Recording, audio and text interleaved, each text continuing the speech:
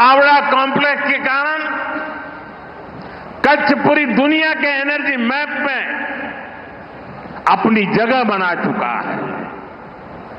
साथियों, हमारी सरकार का प्रयास है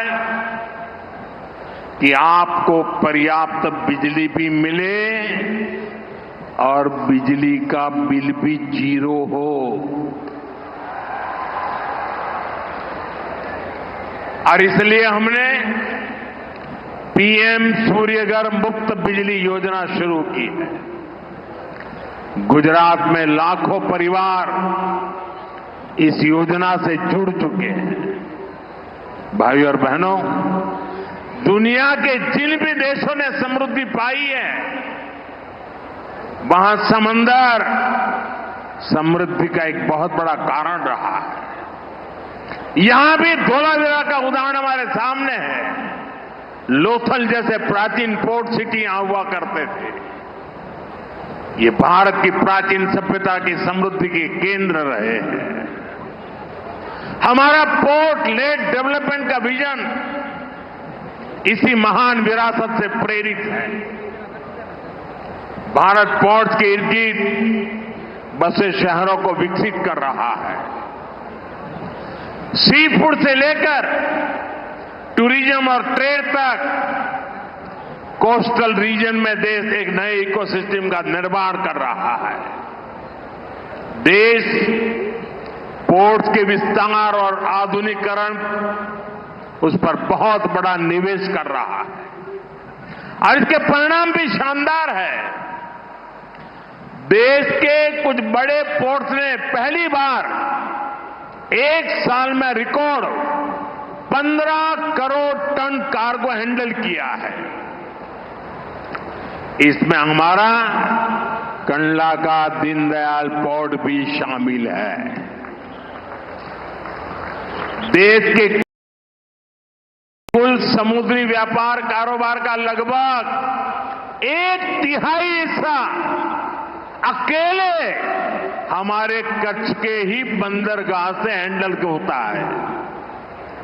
इसलिए कांडला और मुंद्रा पोर्ट की कैपेसिटी को, उसकी कनेक्टिविटी को लगातार बढ़ाया जा रहा है। आज भी यहां शिपिंग से जुड़ी कई सुविधाओं का लोकार्पण किया गया है। यहां नई जेटी बनाई गई है। यहां ज्यादा से ज्यादा सामान स्टोर हो सके, इसके लिए कार्गो स्टोरेज सुविधा बनाई गई है। इस वर्ष बजट में हमने मैरीटाइम सेक्टर के लिए एक स्पेशल फंड की घोषणा की है। बजट में शिप बिल्डिंग पर भी जोर दिया गया है। हम अपनी जरूरत के लिए भी और दुनिया की जरूरत के लिए भी भारत में ही बड़े जहाज बनाएंगे। एक जमाना था આપણું માંડવી તો એના જ માટે મશહૂર હતું। મોટા મોટા જહાજ આપણા લોકો બનાવતા હતા। આજે પણ એ શક્તિ માંડવીમાં જોવા મળે છે। હવે આપણે આધુનિક જહાજ લઈને દુનિયામાં જવા માંગીએ છીએ। એનું નિર્માણ કરીને એને એક્સપોર્ટ કરવા માંગીએ છીએ અને એનાથી આપણા હજારો નવજવાનોને શિપ બિલ્ડિંગ, આપણે ત્યાં અલંગમાં શિપ બ્રેકિંગ યાર્ડ છે, આપણે હવે તાકાત લગાવી છે શિપ બિલ્ડિંગમાં અને આ એવું ક્ષેત્ર છે કે જેમાં રોજગારના સૌથી વધારે અવસર છે। This is one such field wherein we will be able to generate more employment opportunities. अब ये विरासत भी कच्छ के विकास की प्रेरणा बन गई। बीते 2-2.5 दशक में भुज में टेक्सटाइल, फूड प्रोसेसिंग, सिरेमिक और नमक से जुड़े उद्योगों का बहुत विकास हुआ। कच्ची कढ़ाई, ब्लॉक प्रिंटिंग, बांधनी, कपड़े और चमड़े का काम, इनकी धूम हर तरफ दिखाई देती है। અને આપણું ભુજોડી કોઈ પણ કદાચ હથકરઘાનું હસ્તકલાનું કાર્યક્રમ એવો ના હોય કે એમાં અમારું ભુજોડી ના હોય। અજરક પ્રિન્ટિંગની પરંપરા કચ્છમાં અનોઠી છે અને હવે તો અમારા કચ્છની આ બધી કલાને જીઆઈ ટેગ મળી ગયું છે। એની ઓળખ ઊભી થઈ છે, દુનિયામાં એની ઓળખ ઊભી થઈ ગઈ છે। यानी अब इस पर मोहर लग गई है कि मूल रूप से ये कला कच्छ की है। ये विशेष रूप से हमारे जनजातीय परिवारों के लिए, कारीगरों के लिए बहुत बड़ी पहचान है। इस वर्ष के बजट में केंद्र सरकार ने चमड़ा और कपड़ा उद्योग के लिए अनेक घोषणाएं की हैं। साथियों, मैं कच्छ के किसान बहनों और भाइयों को परिश्रम को भी नमन करता हूं। आपने मुश्किल चुनौतियों के बीच पे हार नहीं मानी। एक समय था जब गुजरात में पानी सैकड़ों फीट नीचे चला गया था। नर्मदा जी की कृपा और सरकार के प्रयासों से आज स्थिति बदल गई है। केवड़िया से कच्छ के मोड़कुबा तक जो नहर बनी है, उससे कच्छ की किस्मत बदल गई है। आज कच्छ के आम, खजूर, अनार, जीरा और ड्रैगन फ्रूट तो कमाल कर रहा है। ऐसी अनेक फसलें दुनिया भर के बाजारों तक पहुंच रही है। एक समय था कच्छ पलायन के लिए मजबूर था। हमारे यहां पॉपुलेशन का माइनस ग्रोथ हुआ करता था। आज कच्छ के लोगों को ही कच्छ में रोजगार मिलता है। इतना नहीं, कच्छ के बाहर लोगों की आशा भी कच्छ में बन गई है। दोस्तों,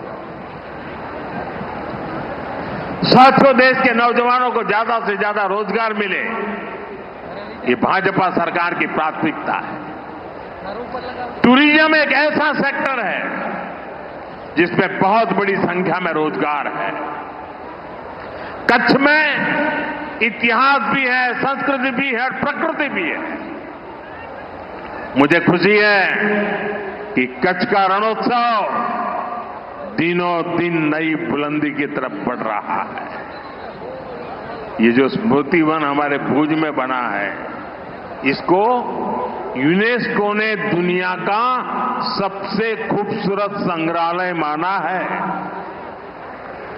आने वाले समय में यहां के पर्यटन में और विस्तार होगा।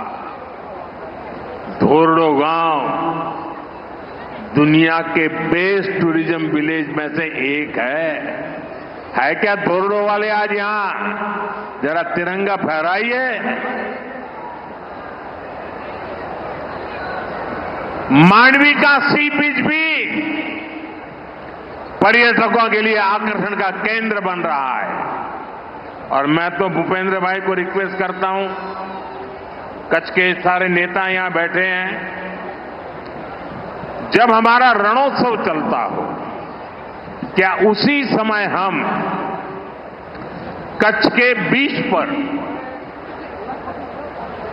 बीच कंपटीशन, खेलों की, क्योंकि आजकल बीच गेम्स बहुत पॉपुलर हो रहे हैं। अभी कुछ समय पहले डीयू में नेशनल कंपटीशन हुआ। हजारों बच्चे खेलने के लिए आते हैं, बीच की बालू में खेलना होता है। मैं चाहूंगा कि अब रेगुलरली जब रणोत्सव चलता हो, उसी समय हमारे मांडवी के बीच पर देश भर के लोग आए, खेले और बीच उत्सव, यानी एक प्रकार से कच्छ टूरिज्म के अंदर नई नई ऊंचाइयों को प्राप्त करता चले। आपको जो भी मदद चाहिए, मैं तो मौजूद ही हूं हमेशा।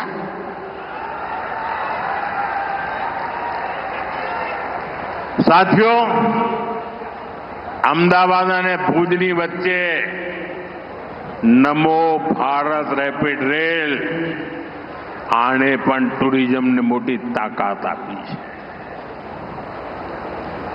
સાથીઓ, આજે 26 મે છે.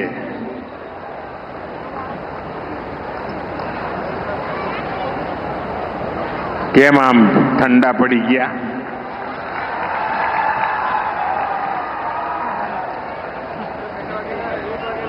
આપ સૌ ગુજરાતના ભાઈઓ બહેનોએ મને વાજતે ગાતે ગુજરાતમાંથી વિદાય આપીને દિલ્હી મોકલ્યો અને 2014 26 મે આજે જ અને લગભગ આ જ સમયે દેશમાં પહેલીવાર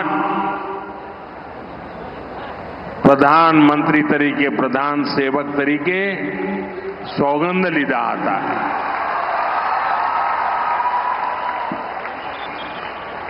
આપના આશીર્વાદથી 26 મે 2014 ગુજરાત સેવામાંથી આગળ વધીને રાષ્ટ્ર સેવામાં 11 વર્ષની યાત્રા અને વિધિના જોગાનુજોગ જુઓ. 26 મે પ્રધાનમંત્રી પદને 11 વર્ષ થાય અને જે દિવસે મેં સોગંદ વિધિ લીધી હતી ત્યારે દેશ દુનિયામાં ઇકોનોમીમાં 11 નંબર પર હતો અને આજે 11 વર્ષે 4 નંબર પર પહોંચી ગયો.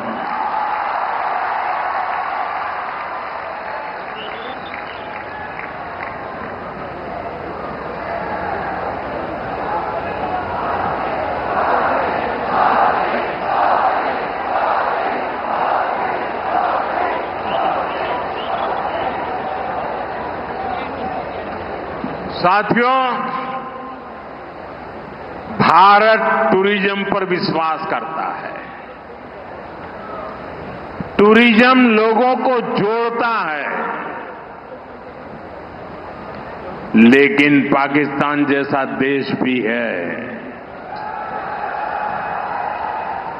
जो टेररिज्म को ही टूरिज्म मानता है और ये दुनिया के लिए बहुत बड़ा खतरा है. हमारे गुजरात में कच्छ के लोगों को पता होगा कि पहले गांधीनगर से कोई भी मंत्री, मुख्यमंत्री कच्छ आते थे 25-30 साल पहले, तो उनके भाषण में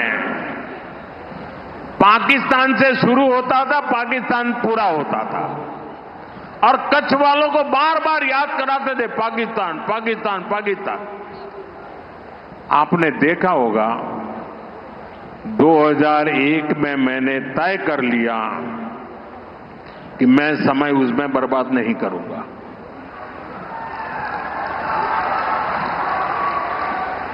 मैं कभी भी उस चीज के जिक्र ही नहीं करता था. मैं सिर्फ कच्छ की ताकत की बात करता था. भुला दिया था मैंने.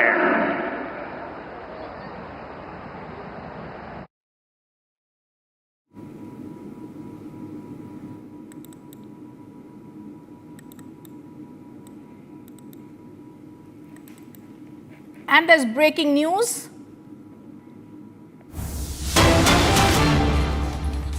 And there's breaking news that's coming in. Republic TV has now accessed the inside details of consultative committee of parliamentary panel where sources say after international support, Pakistan was left isolated. Out of over 200 countries, only Turkey, Azerbaijan and China expressed support. The External Affairs Minister has now repeated what happened and hit back at the Congress charge on Pakistan tip-off. Inside details of the meeting chaired by External Affairs Minister right here on Republic TV as we get you the inside details of the clash that happened between the Congress saying that there was no mediation role by Americans. This has been clarified by the External Affairs Minister. I'm going to go across straight to Senior Executive Editor Abhishek Kapoor joining us from our newsroom. Abhishek, give us more details. Well, yes, Rhythm. So we are getting some details of what happened in the meeting. There was a testy exchange that took place between External Affairs Minister S. Jaishankar, who was chairing the meeting, and Congress MPs Mukul Wasnik and K.C. Venugopal. They essentially were repeating the charge that the Congress has been making, that whether India tipped off Pakistan in advance about Operation Sindoor, which was again denied by Jaishankar when he said that, why are you repeating this often? Because the fact has been put across not just by me, but by the army also, in which case, are you questioning our armed forces? Are you questioning the DGMO, who has clarified that Pakistan was communicated to only after the first of the strikes of Operation Sindoor were over on May 7 morning? And so the congressmen were pressing again and again on this issue of whether Pakistan was tipped off, and then External Affairs Minister in exasperation took the line that, are you questioning your own armed forces? Typically that's what Congress has been doing often, and now the External Affairs Minister also had to really bring in the fact that despite his clarifications ad nauseum, despite him having clarified that there was no question whatsoever of tipping off Pakistan in any manner in advance, except for that we had been telling the world that we will go after the terrorists and the soil from which those terror attacks emanated. And then Jaishankar also told all the members present in the meeting, all the parliamentarians present in the meeting, that all communication that has happened with Pakistan has happened only through one point of contact, which is India's DGMO speaking to Pakistani counterpart, the Pakistani DGMO. Apart from that, no communication whatsoever has happened between India and Pakistan at any other level. DGMO remains the single point of contact for any communication, any conversation pertaining to the developments that have taken place post-Pahalgam. Also, the parliamentarians in general again asked about the role of America in bringing the ceasefire, to which again a presentation was made by Foreign Secretary Vikram Misri, who was present in the meeting alongside the External Affairs Minister. And Jaishankar also added that in his direct communication with, for example, the Secretary of State Marco Rubio, the two communications that have happened during the May 6 to May 10 period, Jaishankar told Marco Rubio that you have to tell the Pakistanis, if they hit us with one bullet, they would have 4 bullets coming, and that's our position. Whatever you want to communicate to them, do that.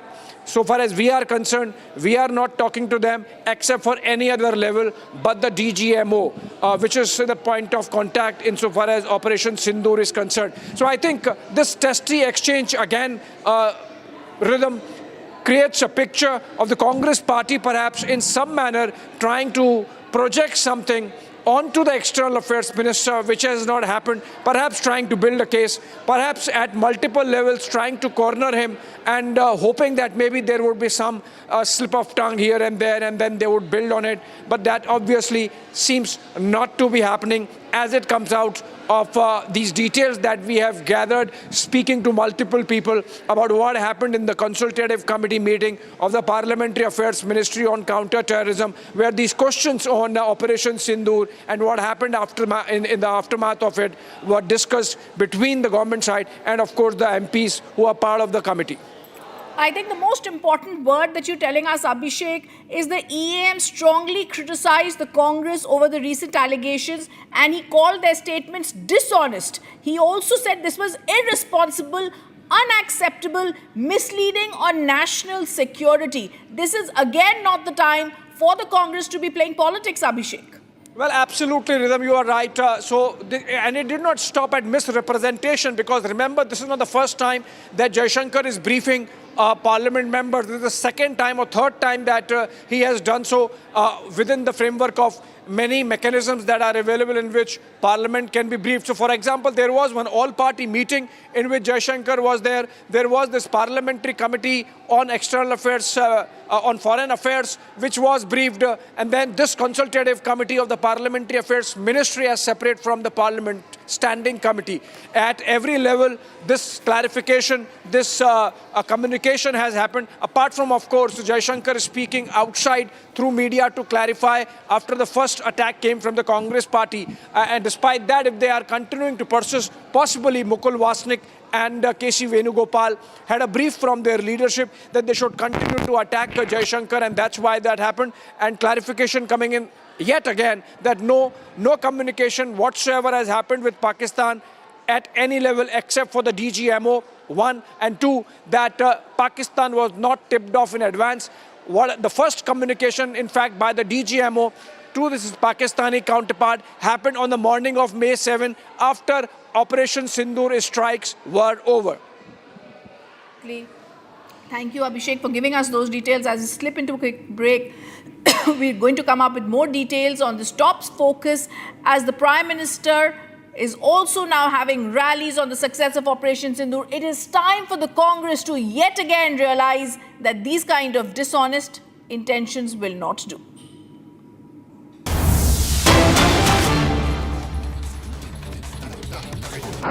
उनके सारे airbase आज भी ICU में पड़े हैं, आज भी ICU में पड़े हैं। और तब जाकर के पाकिस्तान शरणागति के लिए मजबूर हो गया। पाकिस्तान को लगा बच नहीं सकते, भारत ने रौद्र रूप दिखा दिया है और आखिरकार ये हमारी सेना का पराक्रम था, ये हमारी सेना का साहस था, ये हमारी सेना का सटीक ऑपरेशन था। कुछ ही घंटों में पाकिस्तान ने सफेद झंडा फहराना शुरू कर दिया। उन्होंने कहा कि हम गोली नहीं चलाना चाहते। हमने कहा हम तो पहले भी कह देते थे भाई, हमने तो पहले ही कहा था। हमने आतंकवाद के ठिकानों को तोड़ना था, मारना था, सबक सिखाना था। उसके बाद तुम्हें चुप रहने की जरूरत थी, लेकिन तुमने गलती की तो तुम्हें सजा भी भुगतनी पड़ी। साथियों, भारत की लड़ाई सीमा पार पल रहे आतंकवाद से, जो आज इस आतंकवाद को पाल पोस रहा है, उससे हमारी दुश्मनी है। मैं कच्छ की इस धरती से, पाकिस्तान की सीमा पर सटा हुआ मेरा जिला है, मैं पाकिस्तान के लोगों को भी कहना चाहता हूं, क्या पाया आपने? हिंदुस्तान दुनिया की चौथी इकोनॉमी बन गया और तुम्हारा हाल क्या है? तुम्हारे बच्चों के भविष्य को बर्बाद किसने किया? तुम्हें दर दर भटकने के लिए मजबूर किसने किया? ये आतंकवाद के आकाओं ने।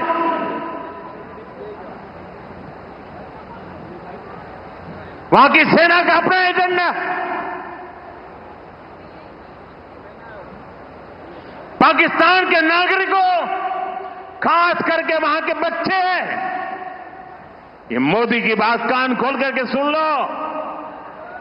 ये आपकी सरकार और आपकी सेना आतंकवाद को समर्थन दे रही है।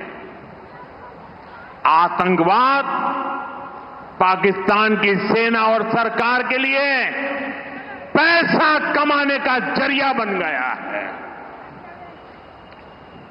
पाकिस्तान के युवकों को तय करना होगा, पाकिस्तान के बच्चों को तय करना होगा क्या ये रास्ता उनके लिए ठीक है? क्या उनका भला हो रहा है? सत्ता के लिए जो एक खेल खेले जा रहे हैं, क्या उससे पाकिस्तान के बच्चों की जिंदगी बनेगी?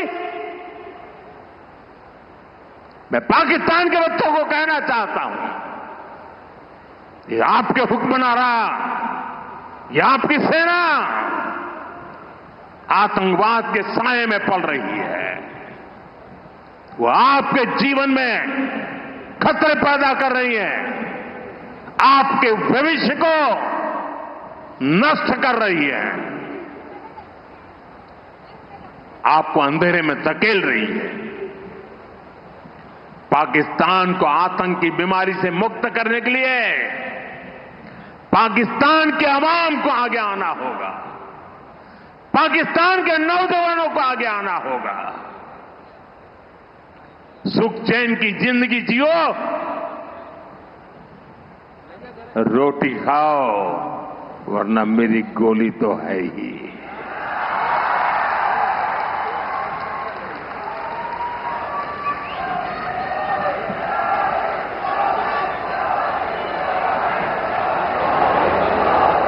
साथियों,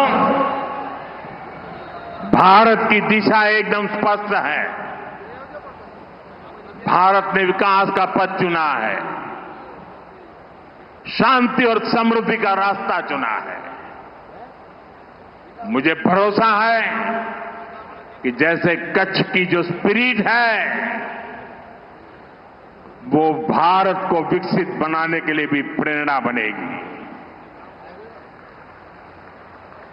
મારા કચ્છી ભાઈ બહેનો, હવે થોડા દાડા પછી આપણો અષાઢી બીજ આવશે, આપણું કચ્છી નવું વર્ષ। અહીં આવ્યો છું, પહેલા તો અહીં અષાઢી બીજે આવવાનો મોકો લેતો હતો, પણ હવે આવવાનો નથી। તો આજે આપણા અષાઢી બીજના નવ વર્ષની શુભેચ્છાઓ મારા કચ્છી ભાઈઓ બહેનોને દેતો જાઉં। કચ્છના મારા વાલા ભાઈ બહેનો, આપનો પ્રેમ, આપના આશીર્વાદ, અને આજે જે રોડ શો કર્યો આપે આટલી ગરમીમાં, એરપોર્ટથી અહીં સુધી માનવ મહેરામણ ઉમટ્યું હતું। કચ્છને મારા 100 સલામ દોસ્તો, 100 સલામ।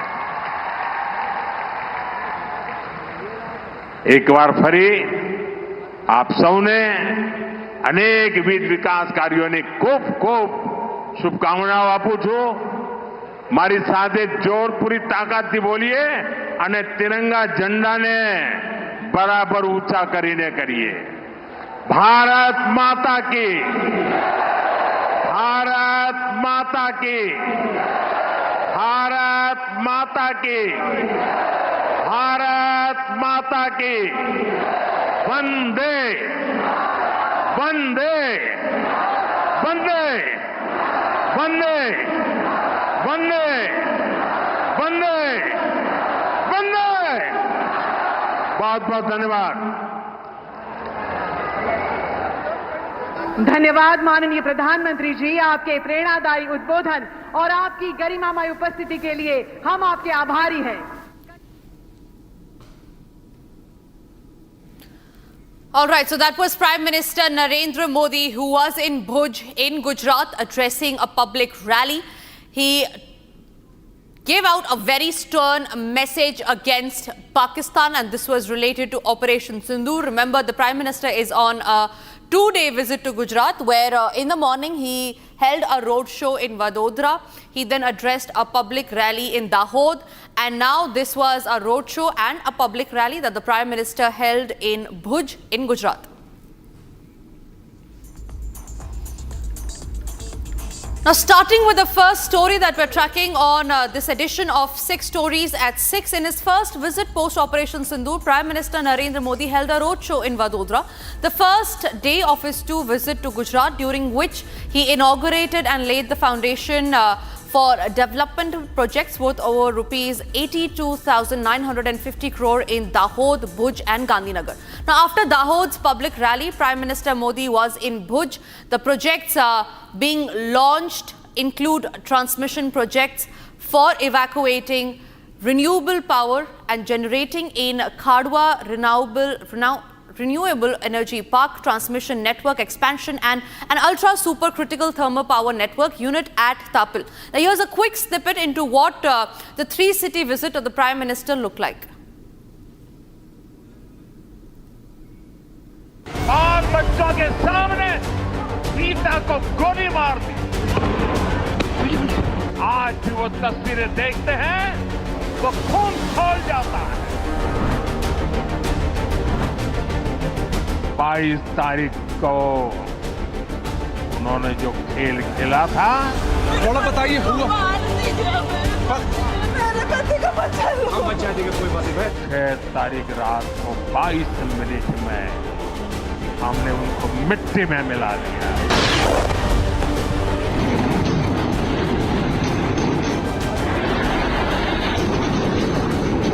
भारत माता की, भारत माता की, भारत माता की।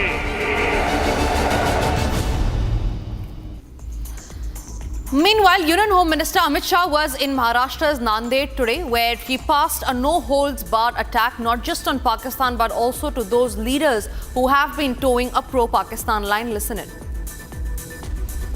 जिस भूमि पर गुरुद्वारा हजूर साहब उपस्थित है, वो भूमि पर सबसे पहले मां रेणुका देवी, राहे नरसिंह मंदिर, कोलंबी मठ और दत्त प्रभु को प्रणाम कर कर मेरी बात की शुरुआत करता हूं।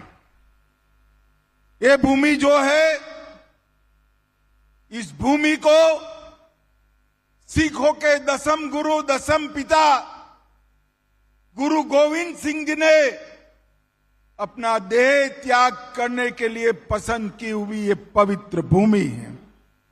मैं यहां आया हूं तब दसम पिता गुरु Govind Singh ji, Chhatrapati Shivaji Maharaj, Dharmveer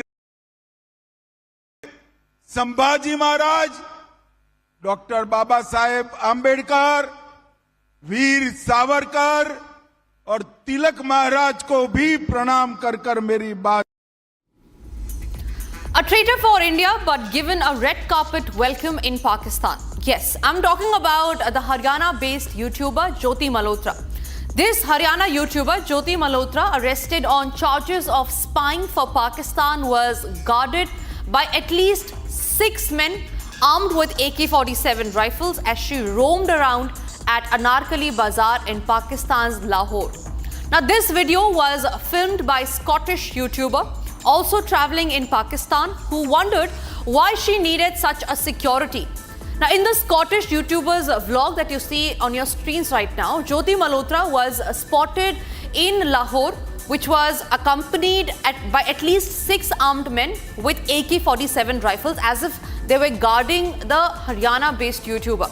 Now, dressed in semi-formal attire and jackets which read "No Fear," the men surrounded Jyoti Malhotra as she roamed around Lahore. Watch this full video. So yeah guys, new Anarkali Bazaar. I couldn't be any more obvious. I'm from Scotland. Scotland, UK, Scotland. Okay. Oh, yeah. okay. Just making a little YouTube video. Ah, acha. It's your first time in Pakistan? No, about 5 times. 5 times? Yeah. How will you feel about Pakistan? I love it. Pakistan's Zindabad. Ah, that's great. Do you have to come to India? Have you ever come to India? Yes, I've been to India, yeah. I'm from India. You're from India? Yes. Alright, okay. Yeah. What do you think of Pakistan hospitality? Yeah? What do you think of Pakistan hospitality? It's great. Yeah. I'm loving. Nice, yes, there. We got Indian vloggers here. Oh my god, this is chaos.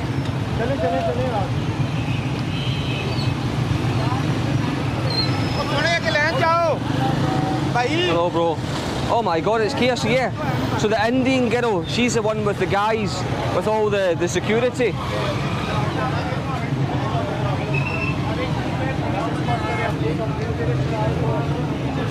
Sorry, boss. So yeah, the ending, I don't know why, what the need for all the guns are. Hello sir, how are you? Yeah, so, I wouldn't, look at all the guns that she's got surrounding her. There's about 6 gunmen surrounding her.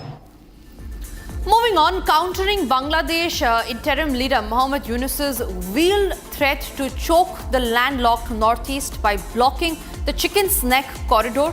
It is Assam Chief Minister Himanta Biswa Sarma who warned him of 2 more chicken necks in his own backyard.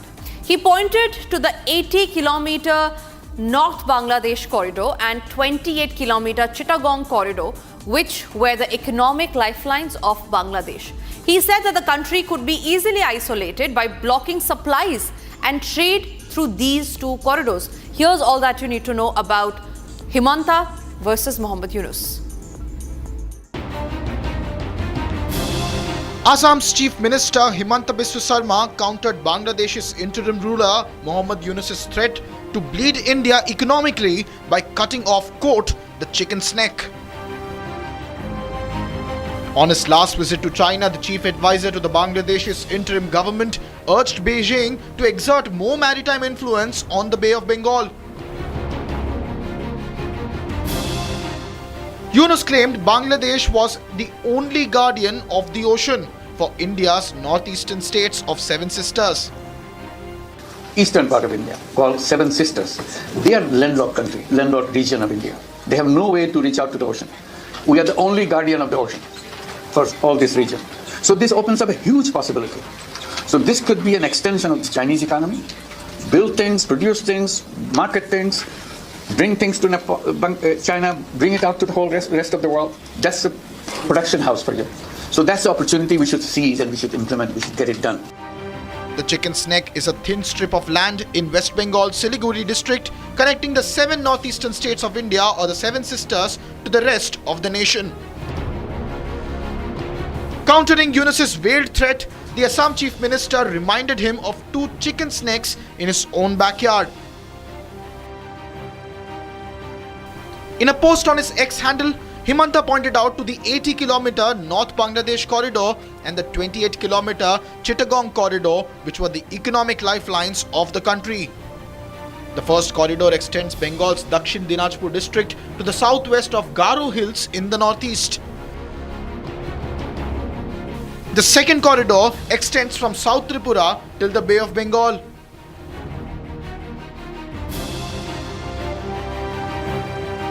He said that those threatening India by invoking the chicken's neck corridor should worry about their own strategic vulnerabilities.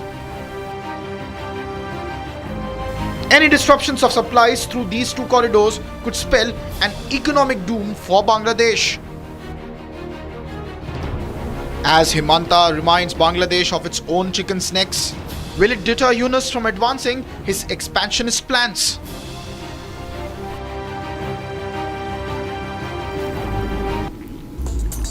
Moving on, RJD Chief Lalu Prasad's son and former Bihar Minister Tej Pratap Yadav was expelled from the party for 6 years. Now this following a row over now deleted social media post featuring his partner. Now the viral Facebook post claimed Tej Pratap had been in a long-term relationship with a woman named Anushka Yadav. Calling it irresponsible behavior, Lalu Prasad Yadav announced his son's expulsion from the party yesterday. Now, Aishwarya Rao, the ousted RJD Tej Pratap Yadav's estranged wife, called his sacking from the party and family for 6 years by his father Lalu Prasad Yadav an eyewash to mislead the people, saying that they are in cahoots. Now, she said that it is a poll season drama that has been enacted to save their faces ahead of the assembly elections in the state of Bihar that is scheduled later this year. Not just that, she had some explosive claims to make. Listen into this. See, what I feel that these people are creating a very good drama, because in 6 months there is elections, so they are trying to hide all his acts by outscarting them of their family and party. He has not been expelled from anywhere.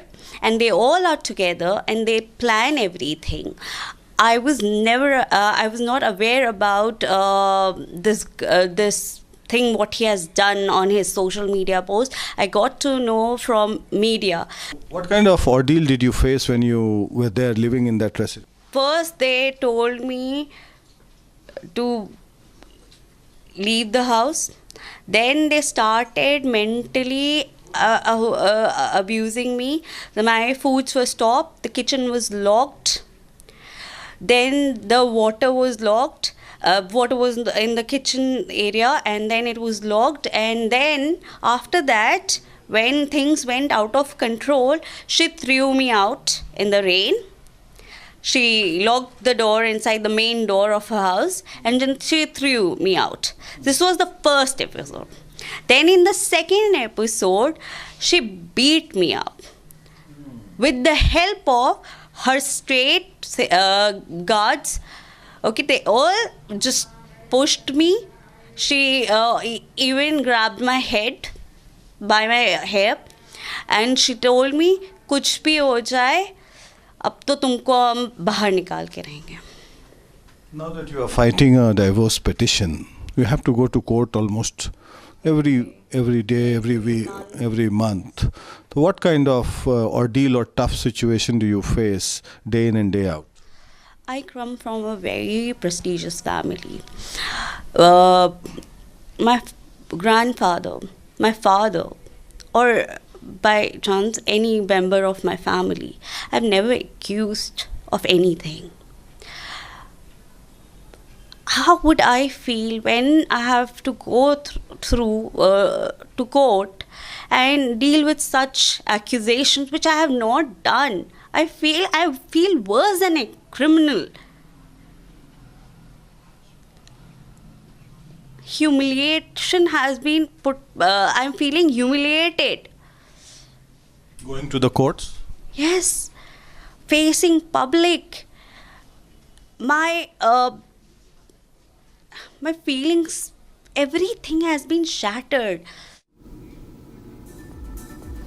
Moving on to the other stories that we're tracking, and yet another embarrassment for Pakistan, which has been pushing forward its fake propaganda of claiming military operation victory over India.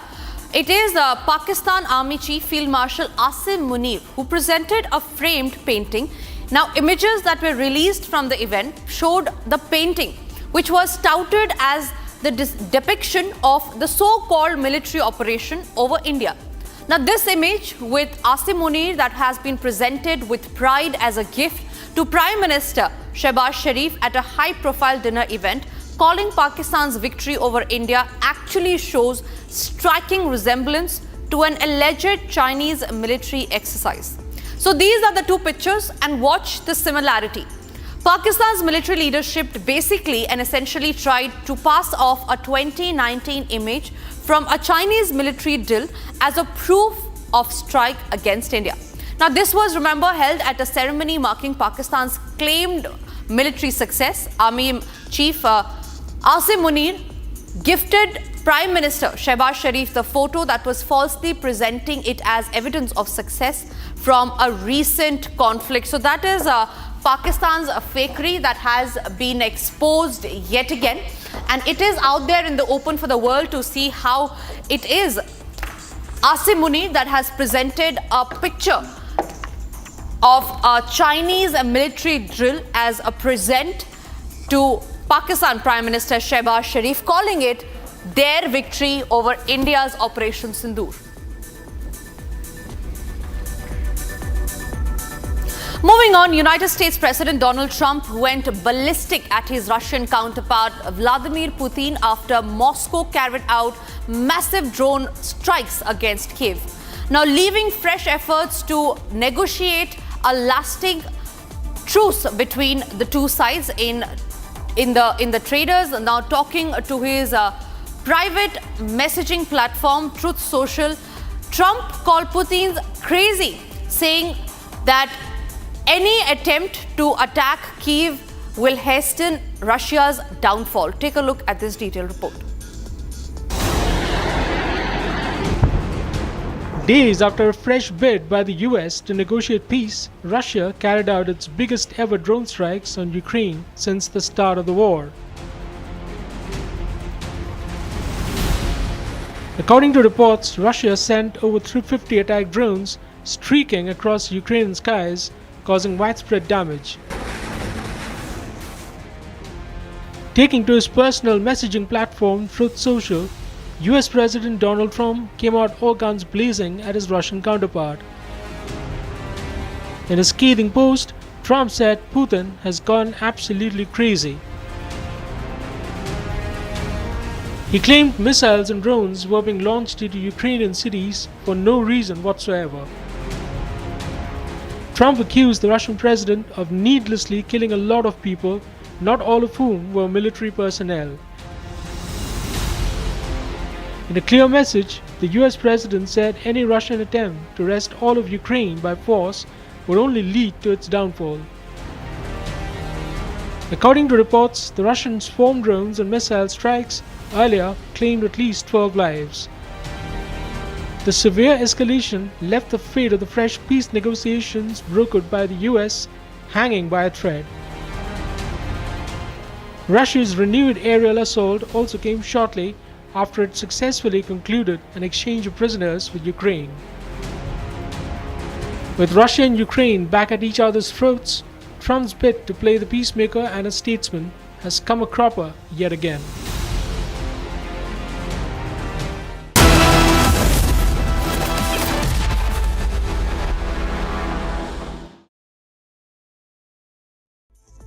Hi, this is Chef Ranveer Brar. Guarantee you brilliance on behalf of IIHM. दादी के हाथों का जादू और खुशबू से महकता घर, माँ की मुस्कुराहट और खाने की सुगंध। MDH गरम मसाला, क्योंकि हर रिश्ता है स्वाद से जुड़ा। I have seen what it takes to report from the front lines. Accuracy, courage, urgency and responsibility. At Republic School of Journalism, you will be trained for that reality. It is not theory. It is live learning from inside a working newsroom from day one. If you want to report the truth when it matters the most, Republic School of Journalism is where you begin. Course begins on the 30th of June. Apply now.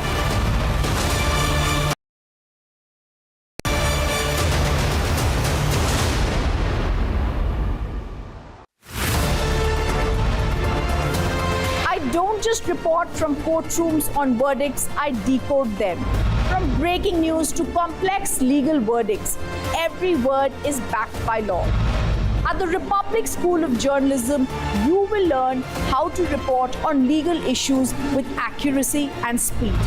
The RSJ Diploma, starting on the 30th of June. Apply now.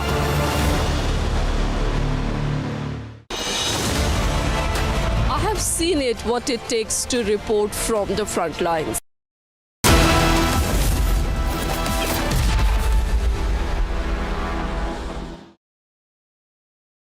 इसको घर पे लगाओगे तो शादी का तो पता नहीं, पर घर पक्का नहीं टूटेगा।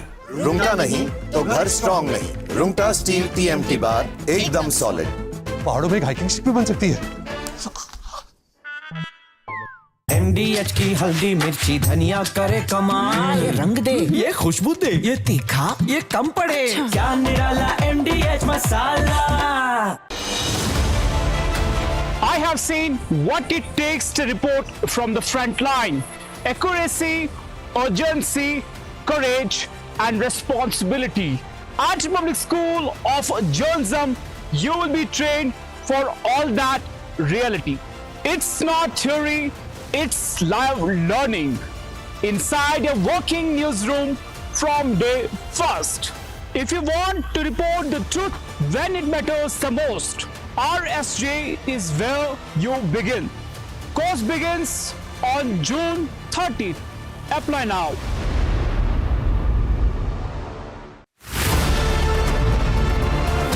We don't just get you the headlines, we report on them. We get information from the highest level of sources. We get you news from the men in uniform, from those on the front.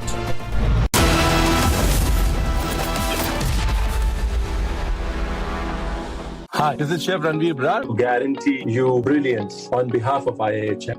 ये है secret recipe MDH का जीरा SIP जल जीरा मसाला। SIP SIP जीरा SIP MDH का जल जीरा सिप MDH का जल जीरा SIP. I don't just report from courtrooms on verdicts, I decode them. From breaking news to complex legal verdicts, every word is backed by law. At the Republic School of Journalism, you will learn how to report on legal issues with accuracy and speed. The RSJ Diploma, starting on the 30th of June. Apply now.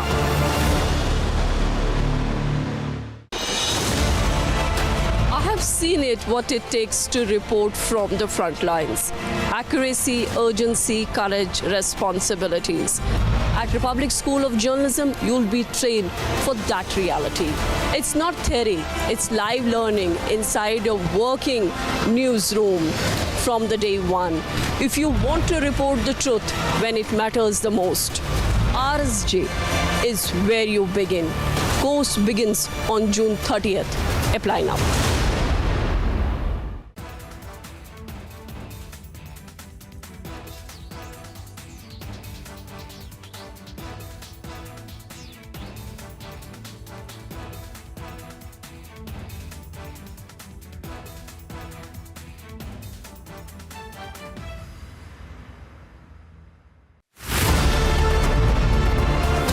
We don't just get you the headlines, we report on them.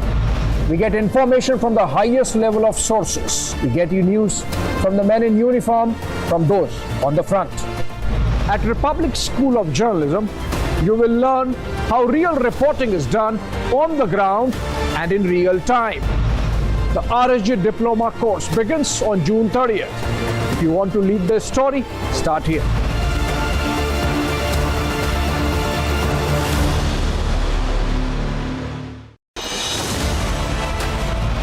Seen what it takes to report from the front lines. Accuracy, courage, urgency, and responsibility. At Republic School of Journalism, you will be trained for that reality. It is not theory.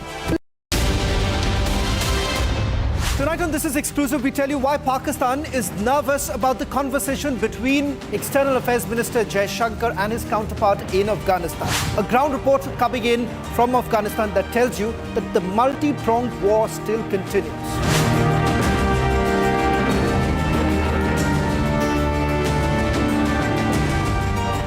विमल में गुलिस्तां की ये कुछ लजीज फरिश्ते जब साथ गुले तो जी ललचाए और दिल कहे कि स्वाद की इस जुबां में खुद को ऐसा डुबाऊं कि निकल ना पाऊं। विमल की जुबान कुछ है ही ऐसी, मानते हैं ना? विमल, बोलो जुबां केसरी। अब छोलिया हो या लोबिया, सफेद चने या काले चने, सब कुछ मजेदार बने। I have seen what it takes to report from the front lines. Accuracy, courage, urgency, and responsibility. At Republic School of Journalism, you will be trained for that reality. It is not theory. It is live learning from inside a working newsroom from day one. If you want to report the truth when it matters the most, Republic School of Journalism is where you begin. Course begins on the 30th of June. Apply now.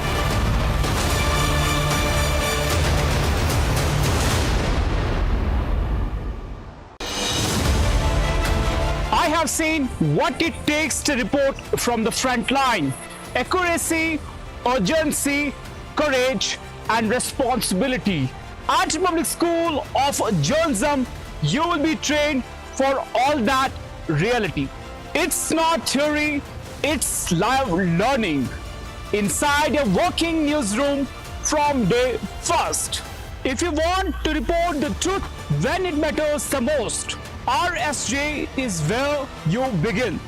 Course begins on June 30th. Apply now.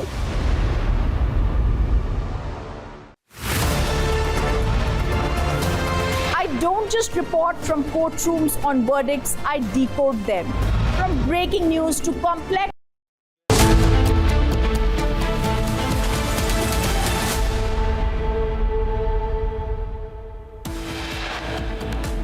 EAM Jai Shankar calls out Congress claims on Operation Sindoor, says claims dishonest and misrepresented.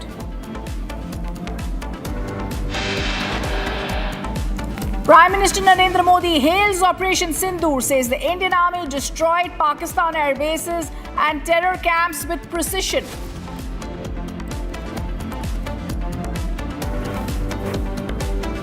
Tej Pratap Yadav's wife makes explosive claims in an interview to Republic, says Tej's family stopped giving her food and she was a victim of domestic violence.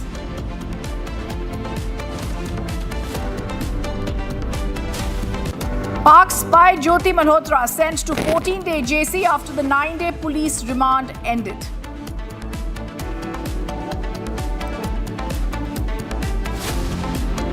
A new video shows the Pakistani spy Jyoti Malhotra getting escorted by gunmen in Lahore, Pakistan.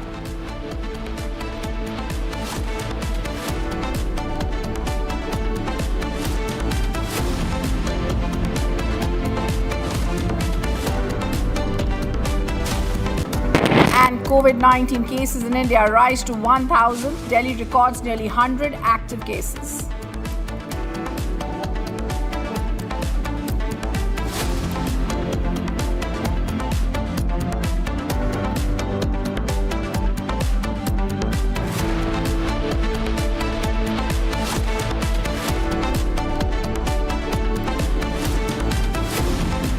And the nation was made proud, viewers, during Operation Sindoor. There are 2 women officers of our defense forces who came out and spoke about it. One of them was Colonel Qureshi.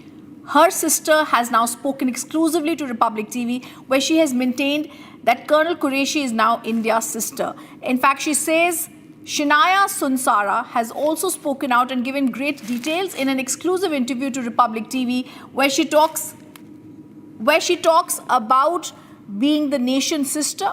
She also talks about the all-rounder that Colonel Qureshi has been, Colonel Sophia Qureshi. Remember also, viewers, that her sister, the twin sister Shaina Sunsara, speaks proudly about her sister and how marvelously the job was done during Operation Sindoor.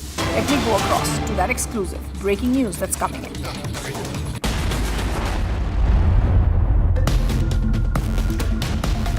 It's a great honor to have Colonel Sophia Qureshi's family members on the show this evening today. And I have with me Shaina Qureshi and Colonel Qureshi's mother, Halima Qureshi. Thank you so much, ladies, for joining us on Republic. And Shaina जी, आज हमने देखा जब प्रधानमंत्री rally में थे, road show में थे, आपके अब परिवार वहाँ पर मौजूद था। कर्नल कुरैशी की आप बहन हैं, उनके जो ब्रदर हैं वो भी वहाँ पर थे और काफ़ी ज़ोरों शोरों से स्वागत किया। लेकिन जिस तरह से हम देख रहे हैं कि कर्नल कुरैशी को लेकर चर्चा है, भारत की बेटी जो हैं उनको लेकर लंबे वक्त से इतनी चर्चाएं हुई हैं, खासकर ऑपरेशन सिंदूर के बाद। आपको कैसा लगता है जब आप देखती हैं कि उनकी इतनी चर्चा आज के समय पे होती है?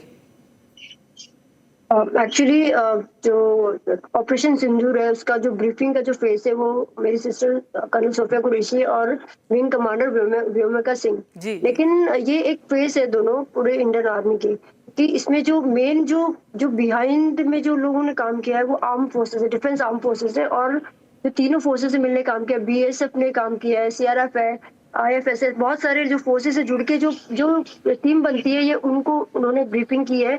तो ये एक बहुत बड़ी बात है कि फीमेल वुमेन ऑफिसर को ये मौका मिला ब्रीफिंग करने का, तो ये एक बहुत बड़ा अचीवमेंट है वुमेन ऑफिसर्स के लिए।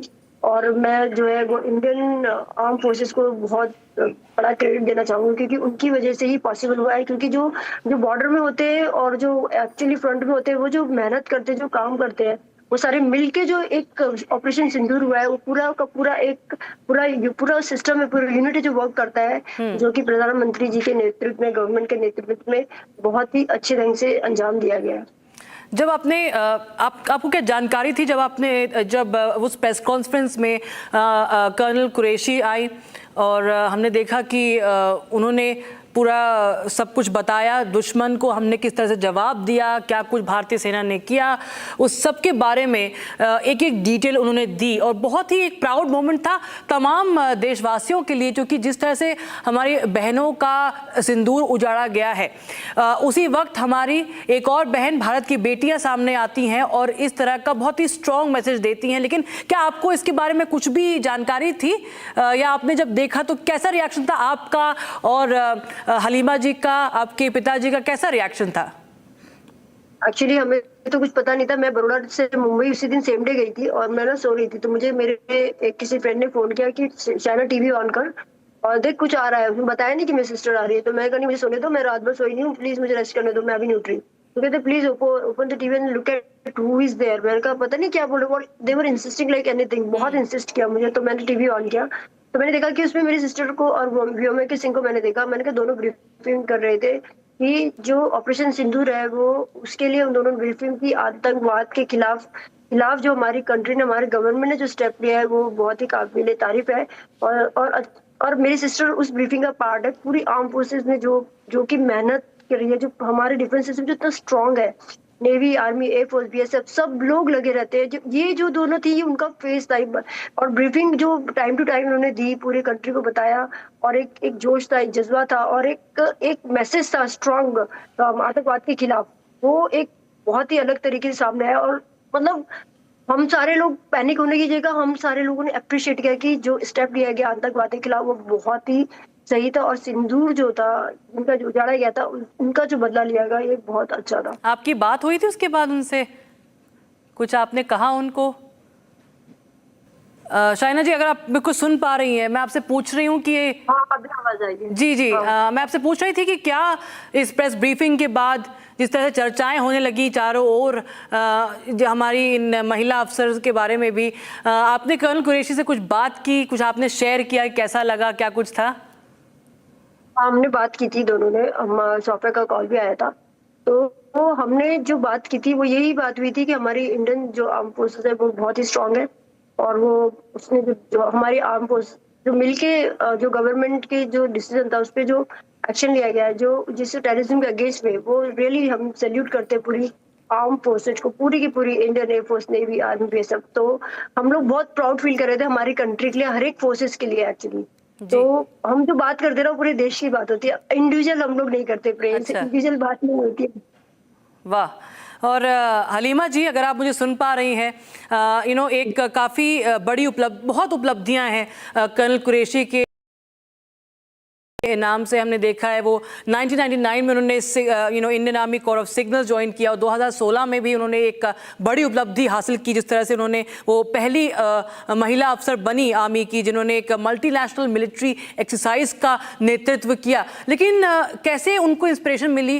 क्योंकि हम जानते हैं कि वो आपके परिवार में जो है बहुत एक गहरा नाता है। जहाँ तक बात है भारतीय फौज की हम बात करें, सेना से एक बहुत पुराना रिश्ता है। लेकिन आप तो देखा होगा कि कब कर्नल कुरैशी ने ये सपना देखना शुरू कब किया कि वो भी भारतीय सेना में जाएंगी? एक्चुअली मेरे जो दादा थे वो भी आर्मी में थे, मेरे पापा भी आर्मी में से रिटायर्ड है, मेरी सिस्टर भी आर्मी में। और उससे पहले जो थी हमारी 4th जनरेशन, दादी की परदादी की भी परदादियां, उन्होंने जो है झांसी की रानी लक्ष्मीबाई के साथ 1857 में जो रिवोल्यूशन था उसमें भी लड़ाई लड़ी थी, उनके साथ दिया था। तो वो वीर गाथाएं जो थी वो हमारी generation to generation pass on होती थी। और मेरी दादी भी हमें वो कहानियां सुनाया करती थी, झांसी की रानी। कहानियां भी नहीं, वीर गाथाएं बोल सकते हैं उसको, वीर गाथाएं सुनाते, जिसको सुनकर हम बड़े हुए थे। हमारे अंदर ब्लड में तो था ही कि देश के लिए कुछ करना है, नेशन फर्स्ट हमेशा से रहा है, आज भी है। तो वो सुन के बड़े हुए। लेकिन बचपन में कैसा था, सॉफ्टवेयर जो मैं थे ना, हम लोग ने सोचते थे डिफेंस में जाएंगे, आर्मी में ज्वाइन करेंगे, बट आर्मी में यूनिफॉर्म होती नहीं थी उस टाइम पे। इंडियन आर्मी में वुमेन्स की एंट्री थी ही नहीं। हम लोग सिर्फ देखते थे, हम लोग सोचते थे ये यूनिफॉर्म अगर हम पहने तो कैसे लगेंगे, ऐसे हम लोग सोचते थे। लेकिन वो मौका ही नहीं था। तो सॉफ्टवेयर ने सोचा कि मैं मेडिकल ऑफिसर बन के भी आर्मी में जा सकती हूँ, उसने ऐसा सोचा पहले। फिर उसने सोचा अब्दुल कलाम जी के साथ भी काम कर सकती हूँ डीआरडीओ में, तो उसने सोचा रिसर्च करके मैं डीआरडीओ ज्वाइन करती हूँ अब्दुल कलाम जी के साथ। लेकिन उसी दौरान क्या हुआ, मुझे आर्मी में जाना था, मैंने एनसीसी भी किया, सी सर्टिफिकेट किया, सब कुछ किया, बट मेरा हुआ नहीं। इस सॉफ्टवेयर जो रिसर्च कर रही थी उसने भी फॉर्म फिल किया था, मैंने भी किया था, मेरा नहीं हुआ। उसका कॉल लेटर आया, वो उसका हो गया।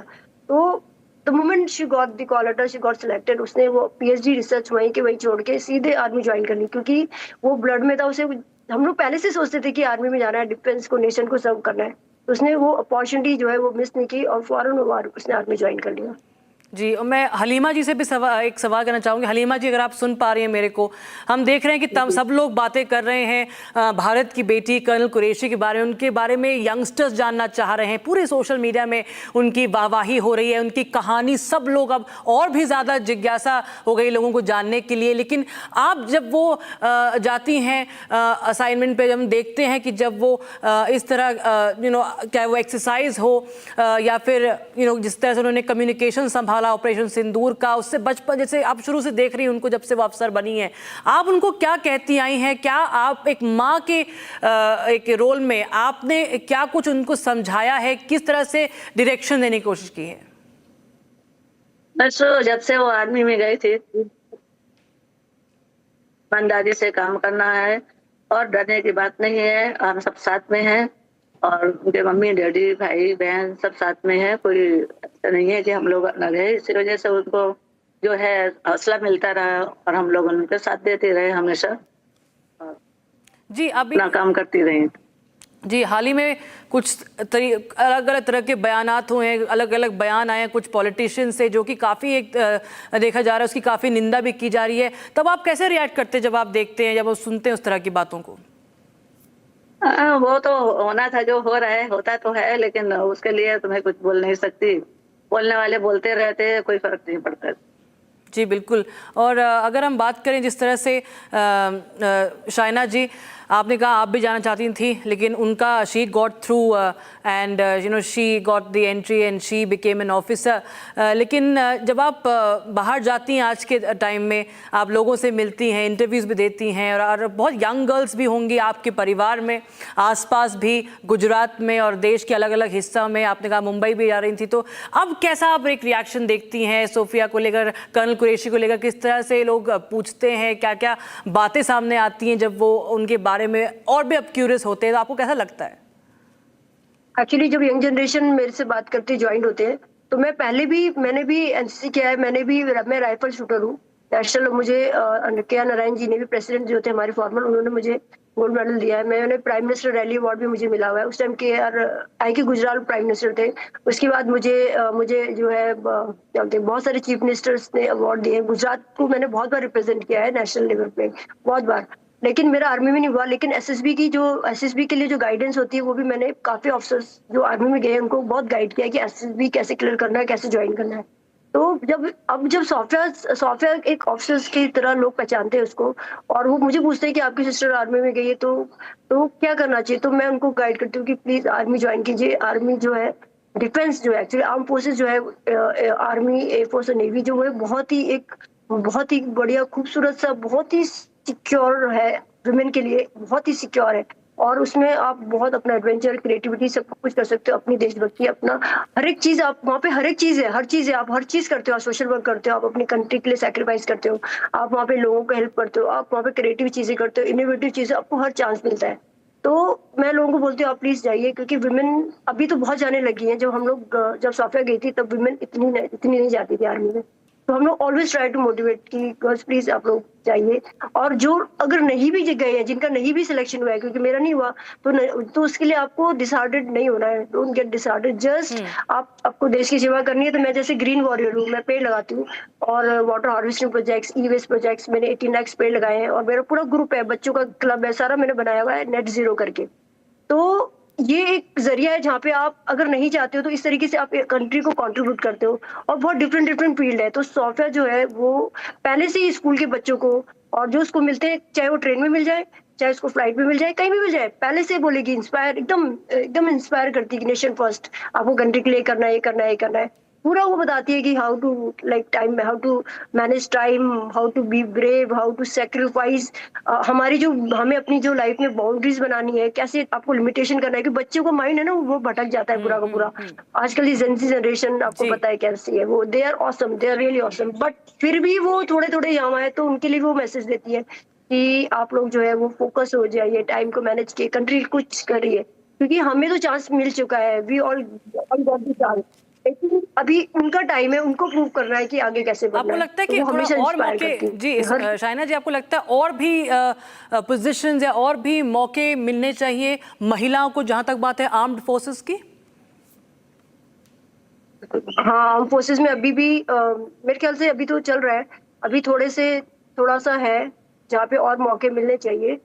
वो भी अभी प्रोसेस में है, मुझे लगता है वन बार, क्योंकि देखो कोई भी चीज एक बार में नहीं होती है, वो टाइम टू टाइम होती आई है और होती रही है और आगे भी होती रहेगी, तो वो चल ही रहा है अभी, कुछ फील्ड में है ऐसा, तो वो मौका जो है वो अभी मिल ही रहा है और वो चल रहा है अभी, और वो भी इंशाल्लाह कुछ टाइम में वो भी हो जाएगा।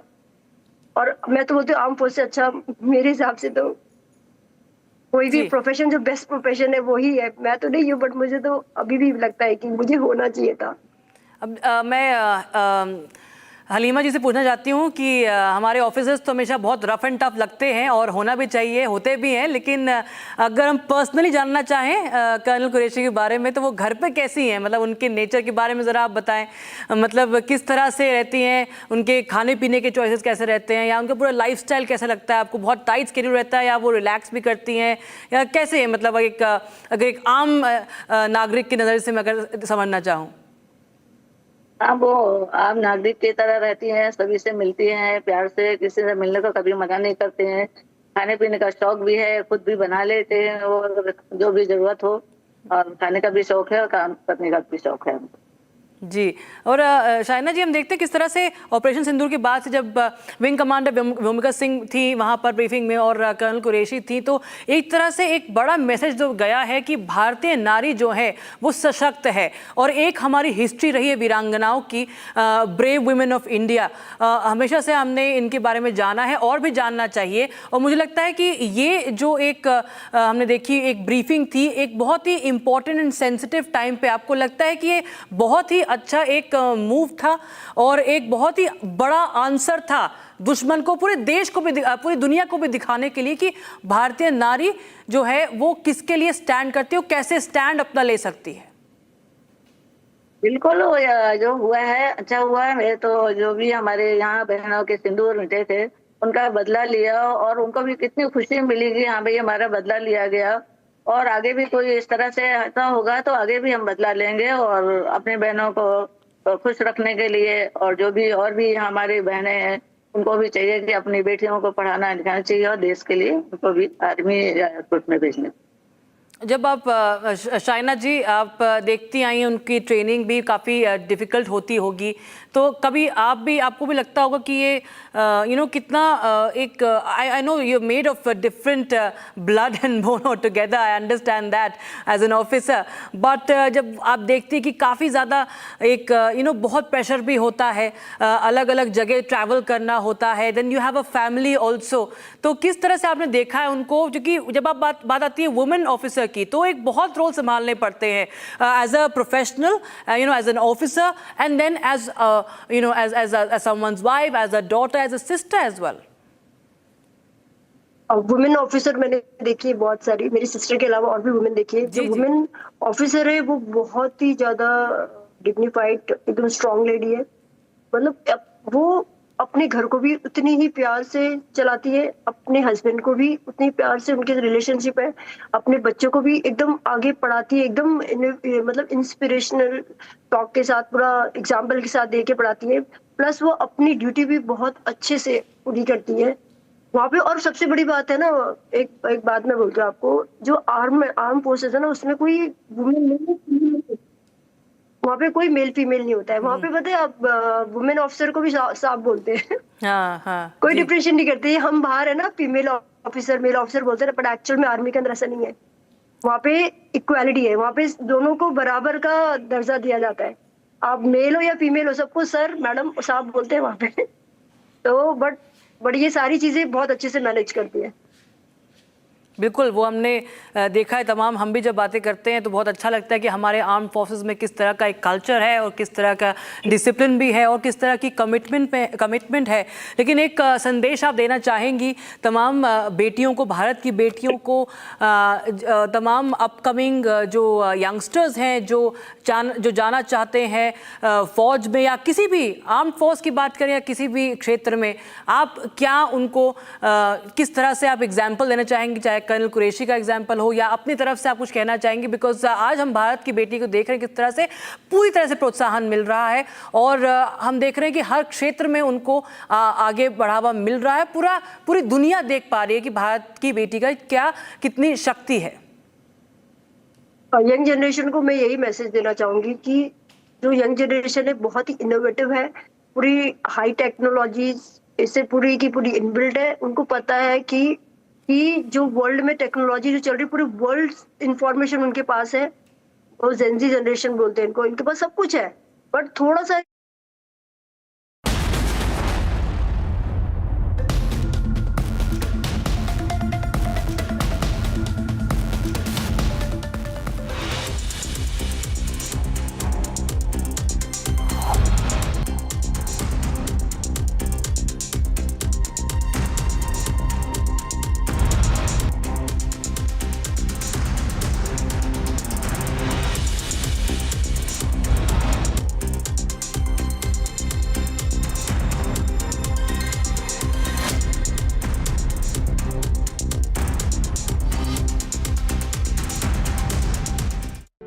In the global employability rankings by Times Higher Education UK, only the following 6 institutions from India are ranked amongst the top 230 in the world for having the most employable graduates. IIT Delhi, IISc Bangalore, IIT Bombay, IIM Ahmedabad, IIT Kharagpur and Amity University. MDH की हल्दी मिर्ची धनिया करे कमाल, ये रंग दे, ये खुशबू दे, ये तीखा, ये कम पड़े, क्या निराला MDH मसाला। विमल में गुलिस्तां के ये कुछ लजीज फरिश्ते जब साथ घुले तो जी ललचाए और दिल कहे कि स्वाद की जुबान में खुद को ऐसे डुबाऊं कि निकल ना पाऊं। विमल की जुबान कुछ है ही ऐसी, मानते हैं? विमल बोलो जुबान कैसी। आधे बाउल दही में 4 चम्मच MDH चटनी पुदीना मसाला डाला, स्टर करो, पुदीना चटनी तैयार। MDH चटनी पुदीना मसाला। I have seen what it takes to report from the front line. Accuracy, urgency, courage and responsibility. At Public School of Journalism, you will be trained for all that reality. It's not theory, it's live learning inside a working newsroom from day first. If you want to report the truth when it matters the most, RSJ is where you begin. Course begins on June 30th. Apply now.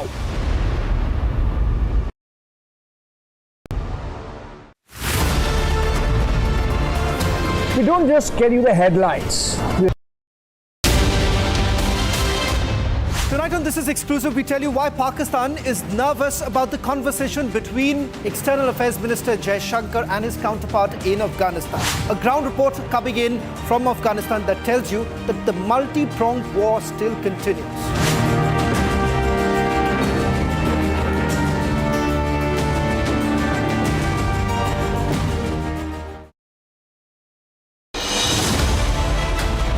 Seen it, what it takes to report from the front lines. Accuracy, urgency, courage, responsibilities. At Republic School of Journalism, you'll be trained for that reality. It's not theory, it's live learning inside a working newsroom from the day one. If you want to report the truth when it matters the most, RSJ is where you begin. Course begins on June 30th. Apply now. Kremlin hits out at Trump for calling Putin crazy. Russia says Trump facing emotional overload. As front gone too far in disrespecting world leaders? Debating tonight at 8 p.m. Hi, this is Chef Ranveer Brar. Guarantee you brilliance on behalf of IIHM. Mahi sir, how much do you love your fans? Honestly, I love my new fans. पुराने वाले बेकार में शोर करते sir fans हैं शोर तो करेंगे ही ना नए वाले नहीं करते and they listen to what I say. The new generation Orient BLDC fans. Super silent performance with voice control. Silly me, I thought Cricket fans. अब छोलिया हो या लोबिया, सफेद चने या काले चने, सब कुछ मजेदार बने। इसको घर पे लगाओगे तो शादी का तो पता नहीं, पर घर पक्का नहीं टूटेगा। रुंगटा नहीं तो घर स्ट्रॉन्ग नहीं। रुंगटा स्टील TMT बार एकदम सॉलिड। पहाड़ों में एक हाइकिंग स्टिक भी बन सकती है। दादी के हाथों का जादू और खुशबू से महकता घर, माँ की मुस्कुराहट और खाने की सुगंध। MDH गरम मसाला, क्योंकि हर रिश्ता है स्वाद से जुड़ा। I have seen it, what it takes to report from the front lines. Accuracy, urgency, courage, responsibilities. At Republic School of Journalism, you'll be trained for that reality. It's not theory, it's live learning inside a working newsroom from the day one. If you want to report the truth when it matters the most, RSJ is where you begin. Course begins on June 30th. Apply now.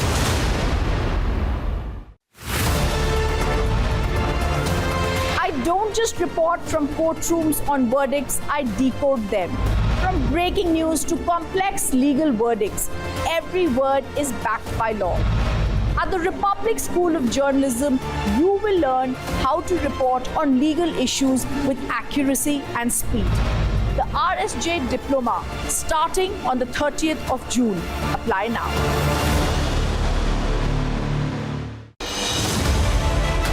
I have seen Tej Pratap's ex-wife calls expulsion a drama.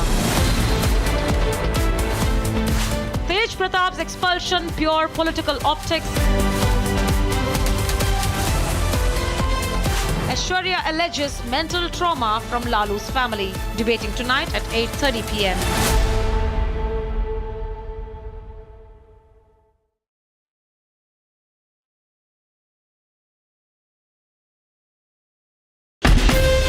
From Asia's largest news headquarters,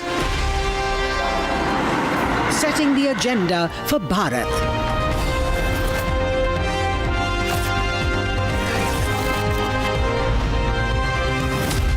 You're watching Republic.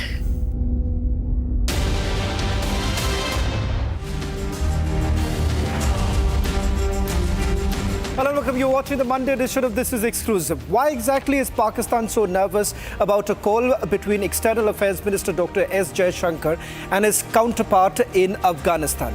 The call that was made and thereafter a decision about supporting a dam that is now being constructed in Kabul. Tonight on This Is Exclusive, we get you a ground report coming in from Afghanistan. But before that, let me take you through the headlines we're tracking at this hour.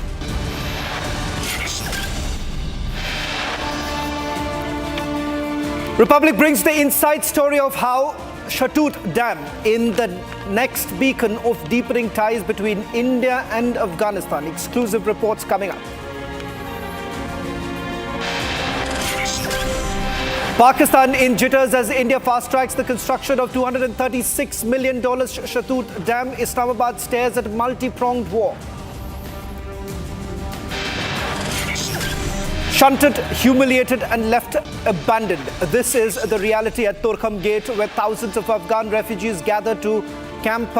Taliban slams Pakistan. The links could not be more transparent. Pakistani spy Jyoti Malhotra gets VVIP security treatment in Pakistan. Scottish blogger clip makes headlines.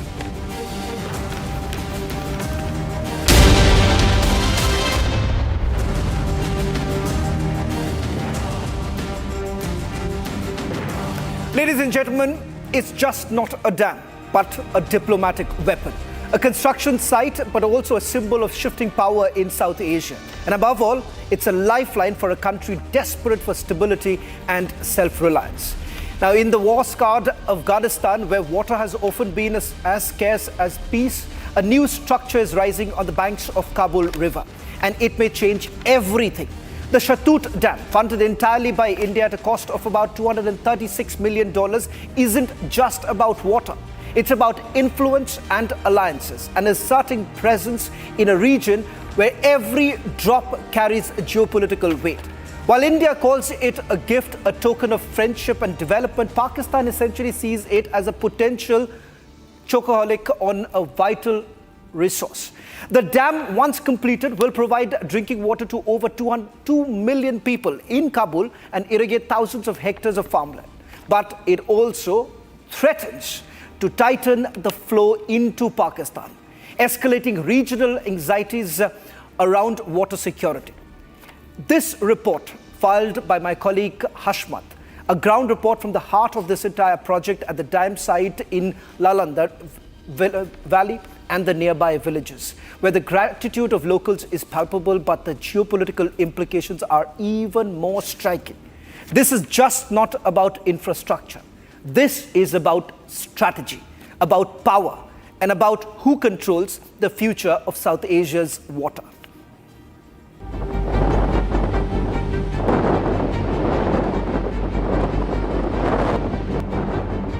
In the heart of Afghanistan's capital, Kabul, a monumental project is underway that promises to transform the lives of millions. The Shatut Dam, located in the Char Ashiab district of Kabul province, is poised to be a transformative infrastructure project for Afghanistan. With a storage capacity of 146 million cubic meters, the dam will provide potable water to approximately 2 million residents of Kabul and irrigate 4,000 hectares of agricultural land in the region. ډیره مونږ ډیر خوشاله یو دایم هند مونږ مرګلې دوستا د پاکستان په مثال په هغه باندې زد باندې مونږ سره ډیر همکاري او ډیره هر نگاه کې افغانستان هندستان سره یو ځای د هند نابته خو شکر د افغانانو سره ډیره ښه ده یعنی د پاکستان په ضرورت غواړي چې د افغانستان لپاره ډیر کومکونه وکړي او خدای دې نور مرته هغه ورکړي چې افغانستان سره ډیر کومکونه وکړي او ډیره ګټه رسیدي خلکو ته د منطقي خلکو ته یعنی مثلا دلته باغونه دي ونې دي ځمکې دي هر چیز ته ګټه رسوي پټي دي. A historic phone call on May 15, 2025 between External Affairs Minister Dr. S. Jaishankar and Afghanistan's Foreign Minister marked the first high-level political engagement, a promise to fast-track the Shatut Dam project. मैं कुछ देर में अफगानिस्तान का capital Kabul के चारसाब district और जहाँ पे ललंदर place valley है और ललंदर वैली में शाटूत डैम है जो बहुत फेमस डैम है. अभी कुछ सालों पहले ये डैम कंस्ट्रक्शन का था एग्रीमेंट साइन हुआ था लेकिन कुछ प्रॉब्लम्स थे और जब तालिब गवर्नमेंट आया तो तालिब गवर्नमेंट का कहना है कि ये लोग अच्छे से रिलेशन में इंडिया के साथ और मैंने कई लोगों से बात भी किया. इन लोग कह रहे हैं कि इंडिया गवर्नमेंट और इंडियन लोग का शुक्रगुजार है जो अफगानिस्तान और अफगानों से इतना प्यार करते हैं और डैम बनाते हैं उनके लिए. The Shatut Dam is India's second major dam project in Afghanistan following the India-Afghanistan Friendship Dam, Salma Dam, inaugurated in 2016. These initiatives are part of India's broader new development partnership with Afghanistan, which includes over 400 projects across all 34 provinces. The strategic location of the Shatut Dam on the Kabul River, which originates in Afghanistan's Hindu Kush mountains and flows into Pakistan's Khyber Pakhtunkhwa province, has raised concerns in Islamabad. The Kabul River is a vital water source for Pakistan, and the dam's construction could significantly reduce downstream water flows, heightening regional tensions. लोग कह रहा है कि ये dam जो बताए भारत की तरफ से ये अच्छा सा एक काम है अफगानों के लिए, ये बहुत शुक्रगुजार है ये लोग। और इस शहर का लोग कह रहा है कि इसका पानी का मसला है, और अब जब ये डैम बनेगा तो इसका सब ये मसले हल हो जाएगा, उनके लिए पानी मिलेगा, और ये इंडिया के शुक्रगुजार है ये लोग। In response to these concerns, India has emphasized that the Shatut Dam is designed to meet Afghanistan's domestic needs. However, the project's timing and geopolitical context suggest a calculated diplomatic move by New Delhi to strengthen its influence in Kabul and counterbalance Pakistan's regional dominance. Taliban official का कहना है ये जो शातूत dam यही river पे जो अभी हर मौसम में बहुत पानी बहता है, लेकिन अभी पानी थोड़ा सा हुआ है, लेकिन जो लोग खेतों में पानी को कवर कर रहा है, लेकिन यही आगे इस दो पहाड़ के बीच में इस रास्ते में इस खेतों में इस जगह में एक बड़ा सा डैम बनेगा जो शातूत डैम कहलाएगा।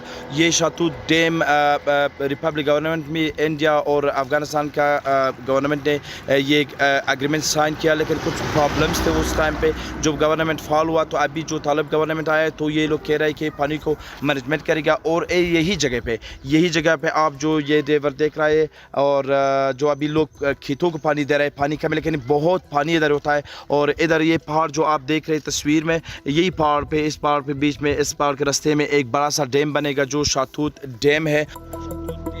The Shatut Dam represents more than just an infrastructure project. It's a symbol of India's long-term commitment to Afghanistan's development and a strategic maneuver in the complex geopolitics of South Asia. And it spells trouble for Pakistan, as the Shatut Dam will store and regulate the flow of water, leading to fears of reduced availability in Pakistan. Dam जो बनेगा ये शातूत dam यही जगह पे, ये भी बहुत अच्छा सा होगा, और एक बहुत अच्छा सा पॉजिटिव काम है जो अफ़गान लोगों के लिए इंडिया और भारत की तरफ से होता है। और इस पानी से 400,000 हेक्टेयर ज़मीन भी पानी उनके लिए पहुंचता है, और इसके अलावा लोगों के लिए काम करने के लिए ज़मीना भी हो जाएगा, और बहुत इफेक्टिव है। ये ललंदर प्लेस है, ललंदर वैली है, जो इस जगह पे शातूत डैम कुछ दिन बाद ऑफिशियली इसका कंस्ट्रक्शन का काम शुरू हो जाएगा। As the dam nears its completion, its impact on regional dynamics will unfold, potentially reshaping water sharing agreements and diplomatic relations in the region.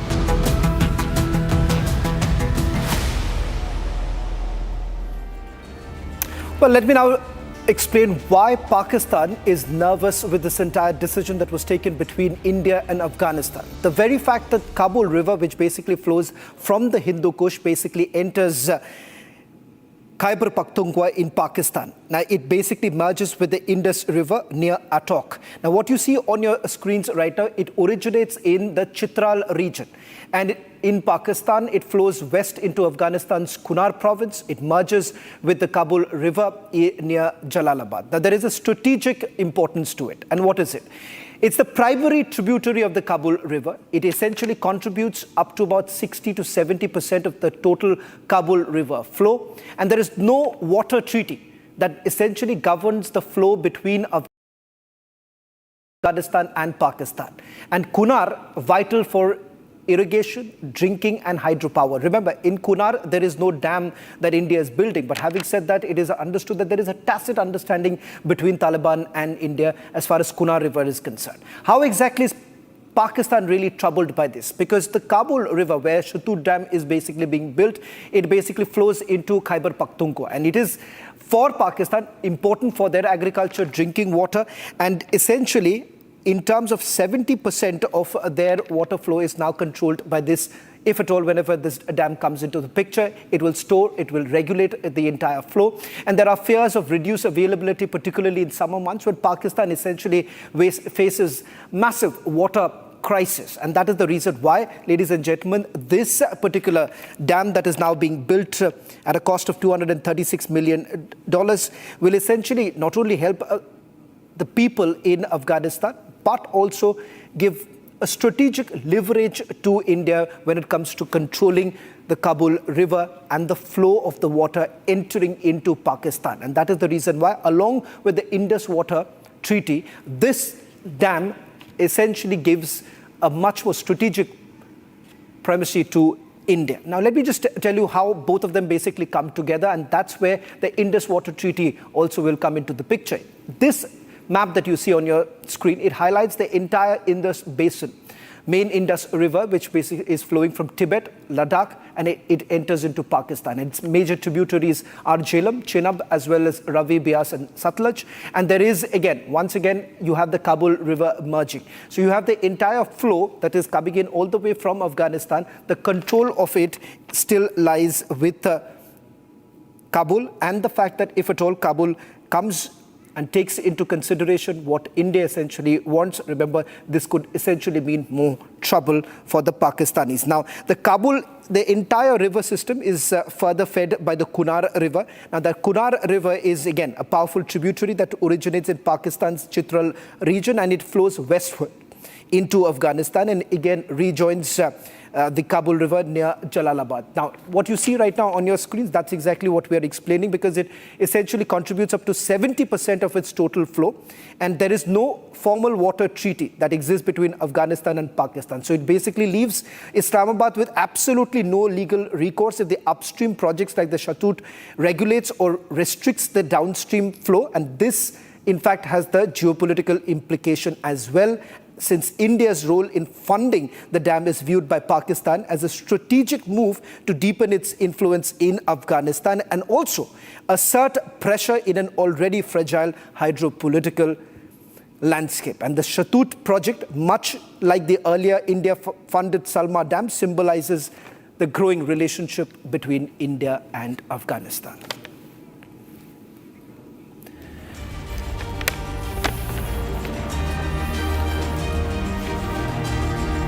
Ladies and gentlemen, tonight we also once again put the spotlight on the accounts that are coming in from Afghanistan, because this is where Pakistan is hurt the most. The Afghanistan-Pakistan border, where there's been a humanitarian catastrophe unraveling in real time, with thousands that have been caught in the political ceasefire.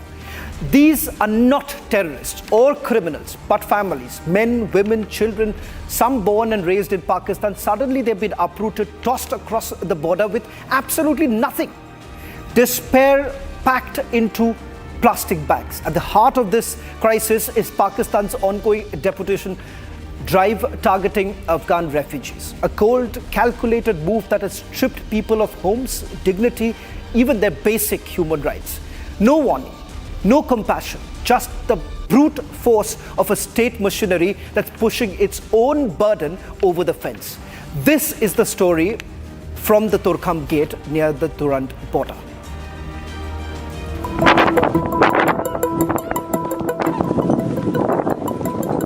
A grave humanitarian tragedy is unfolding at Torkham border at the behest of Pakistan.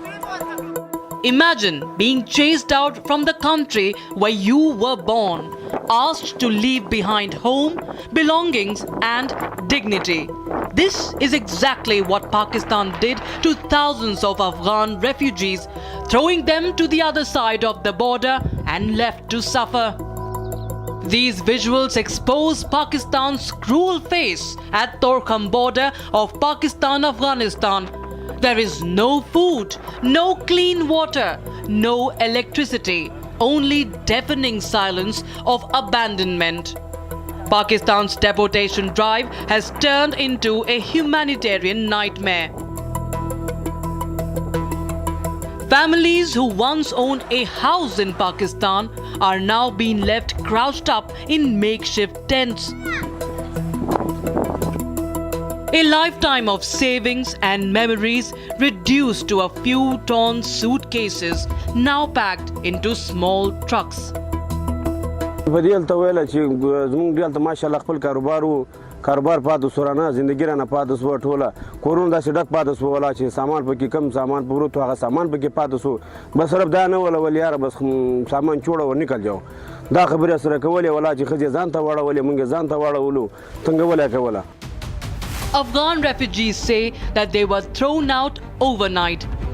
They faced humiliation, jailed indiscriminately, Even women, children, and elders were not spared. They were subjected to cruelty by the police.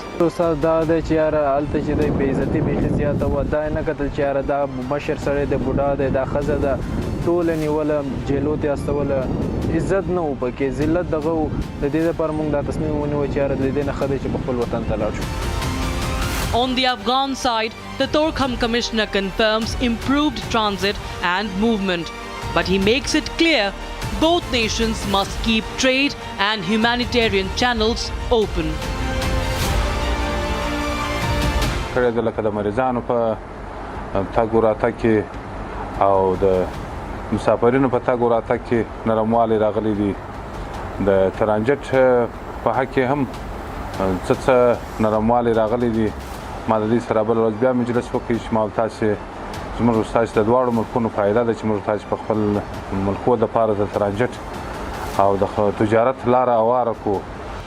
Their lives have been reduced to dust and shattered by a neighbor they once trusted.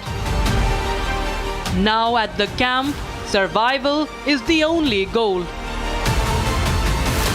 Their condition has garnered strong criticism from Taliban. They condemned people's ouster and called out unfair treatment meted out by Pakistan.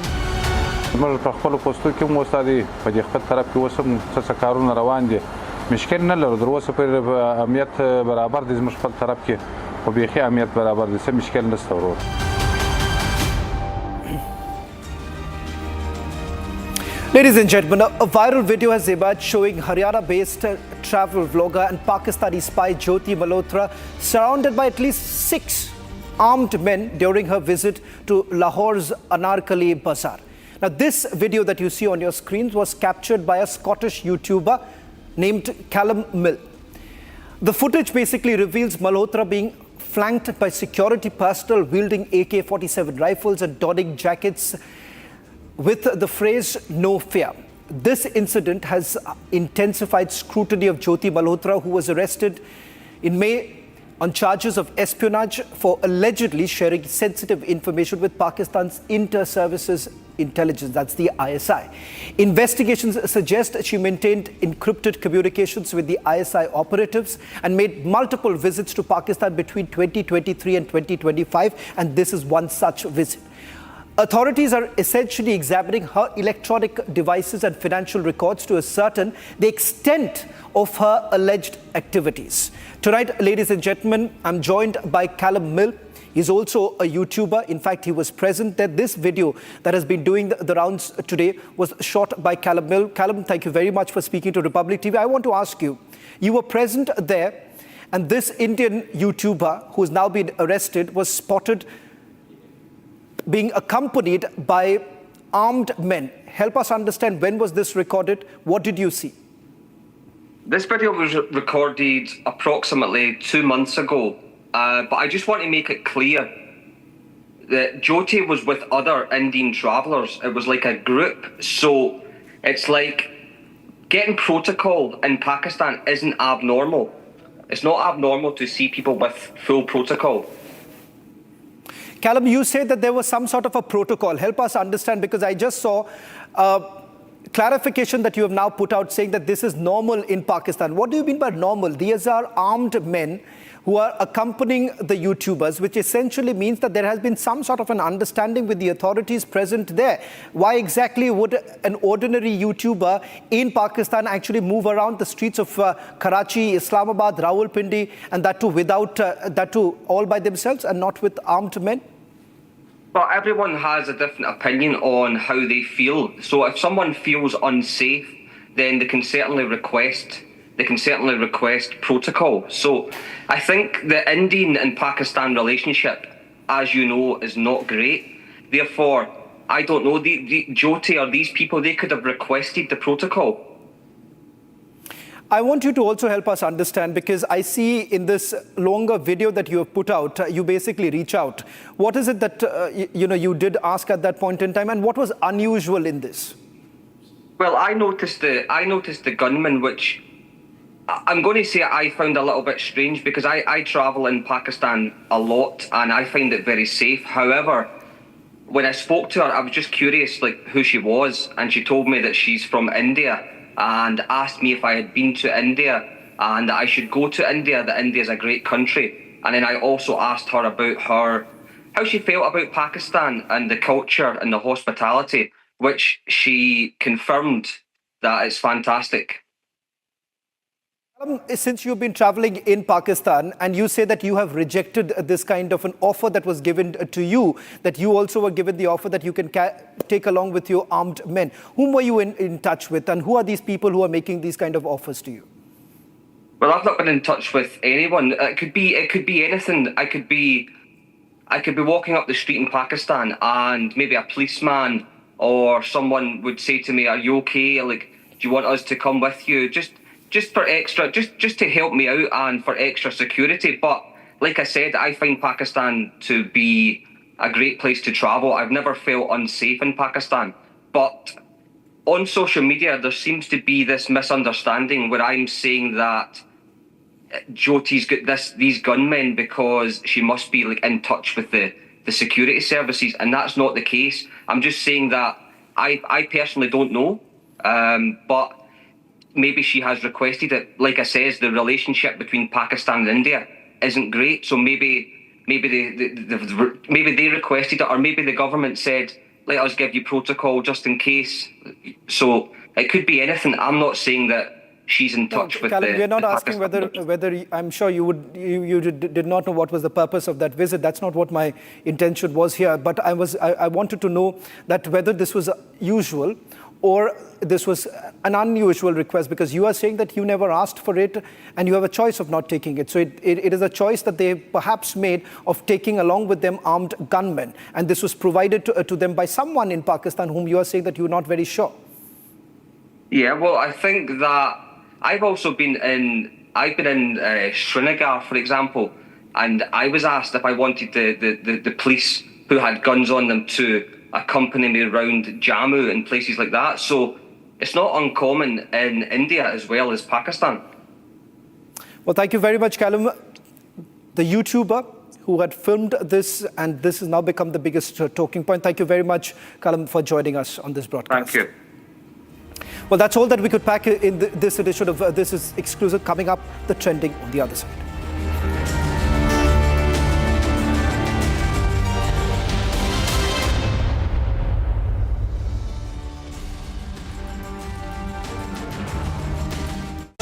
Powered by Century Ply Club Prime.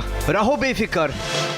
In the global employability rankings by Times Higher Education UK, only the following 6 institutions from India are ranked amongst the top 230 in the world for having the most employable graduates. IIT Delhi, IISc Bangalore, IIT Bombay, IIM Ahmedabad, IIT Kharagpur and Amity University. पैसा लगाना है तो century ply club prime पे लगाओ, डूबेगा नहीं, जलेगा भी नहीं, कोई खा नहीं जाएगा, धोखा नहीं देगा, ऊपर नीचे भी नहीं होगा, सेफ रहेगा, सिक्योर्ड में मिनिमम 30 साल का रिटर्न देगा। अब इससे बेटर इन्वेस्टमेंट है तो बताओ। सेंचुरी प्लाई क्लब प्राइम, रहो बेफिक्र। अब छोलिया हो या लोबिया, सफेद चने या काले चने, सब कुछ मजेदार बने। विमल में गुलिस्तां के ये कुछ लजीज फरिश्ते जब साथ घुले तो जी ललचाए और दिल कहे कि स्वाद की जुबां में खुद को ऐसे डुबाऊं कि निकल ना पाऊं। विमल की जुबां कुछ है ही ऐसी, मानते हैं? विमल, बोलो जुबां कैसी? Mahi sir, how much do you love your fans? Honestly, I love my new fans. पुराने वाले बेकार में शोर करते तो फैंस हैं, शोर तो करेंगे ही ना। नए वाले नहीं करते and they listen to what I say. The new generation Orient BLDC fans. Super silent performance with voice control. Silly me आए तो और Cricket fans. Hi, this is Chef Ranveer Brar. Guarantee you brilliance on behalf of IIHM. MDH की देगी मिर्च, देगी मिर्च का तड़का, अंग अंग फड़का। MDH की देगी मिर्च। विमल में गुलिस्तां की ये कुछ लजीज फरिश्ते जब साथ घुले तो जी ललचाए और दिल कहे कि स्वाद की इस जुबां में खुद को ऐसा डुबाऊं कि कि निकल ना पाऊं। विमल की जुबान कुछ है ही ऐसी, मानते हैं ना? विमल, बोलो जुबान Kesari. Mahi sir, how much do you love your fans? Honestly, I love my new fans. पुराने वाले बेकार में शोर करते तो फैंस हैं, शोर तो करेंगे ही ना? नए वाले नहीं करते and they listen to what I say. The new generation Orient BLDC fans. Super silent performance with voice control. सिली में आए तो और Cricket fans. आधे बाउल दही में 4 चम्मच MDH चटनी पुदीना मसाला डाला, स्टर करो, पुदीना चटनी तैयार। MDH चटनी पुदीना मसाला। MDH। We don't just get you the headlines, we report on them. We get information from the highest level of sources. We get you news. External Affairs Minister hits back at Congress charge on Pakistan divorce. Jaishankar says, do you not trust your army? External Affairs Minister sets record straight on no mediation role by the US. Debating tonight at 9 p.m. Powered by Century Ply Club Prime. रहो बेफिक्र। पैसा लगाना है तो century ply club prime पे लगाओ। डूबेगा नहीं, जलेगा भी नहीं, कोई खा नहीं जाएगा, धोखा नहीं देगा, ऊपर नीचे भी नहीं होगा, सेफ रहेगा, सिक्योर्ड भी, मिनिमम 30 साल का रिटर्न देगा। अब इससे बेटर इन्वेस्टमेंट है तो बताओ। सेंचुरी प्लाई क्लब प्राइम, रहो बेफिक्र। Mahi sir, how much do you love your fans? Honestly, I love my new fans. पुराने वाले बेकार में शोर करते तो फैंस हैं, शोर तो करेंगे ही ना? नए वाले नहीं करते and they listen to what I say. The new generation Orient BLDC fans. Super silent performance with voice control. सिली में आए तो और Cricket fans. MDH की हल्दी मिर्ची धनिया करे कमाल, ये रंग दे, ये खुशबू दे, ये तीखा, ये कम पड़े, क्या निराला MDH मसाला। विमल में गुलिस्तान की ये कुछ लजीज फरिश्ते जब साथ घुले तो जी ललचाए और दिल कहे कि स्वाद की इस जुबां में खुद को ऐसा डुबाऊं कि निकल ना पाऊं। विमल की जुबान कुछ है ही ऐसी, मानते हैं ना? विमल, बोलो जुबान केसरी। ये है सीक्रेट रेसिपी MDH का जीरा सिप जल जीरा मसाला। सिप सिप जीरा सिप जीरा सिप MDH का जल जीरा सिप MDH का जल जीरा SIP. Hi, this is Chef Ranveer Brar. Guarantee you brilliance on behalf of IIHM. In the global employability rankings by Times Higher Education UK, only the following 6 institutions from India are ranked amongst the top 230 in the world for having the most employable graduates. IIT Delhi, IISc Bangalore, IIT Bombay, IIM Ahmedabad, IIT Kharagpur and Amity University. Mahi sir, how much do you love your fans? Honestly, I love my new fans. पुराने वाले बेकार में शोर करते तो fans हैं, शोर तो करेंगे ही ना? नए वाले नहीं करते and they listen to what I say. The new generation Orient BLDC fans. Super silent performance with voice control. सिली में आए तो और Cricket fans. MDH की हल्दी मिर्ची धनिया करे कमाल, ये रंग दे, ये खुशबू दे, ये तीखा, ये कम पड़े, क्या निराला MDH मसाला। इसको घर पे लगाओगे तो शादी का तो पता नहीं, पर घर पक्का नहीं टूटेगा। रुंगटा नहीं तो घर स्ट्रॉन्ग नहीं। रुंगटा स्टील TMT बार एकदम सॉलिड। पहाड़ों में एक हाइकिंग स्टिक भी बन सकती है।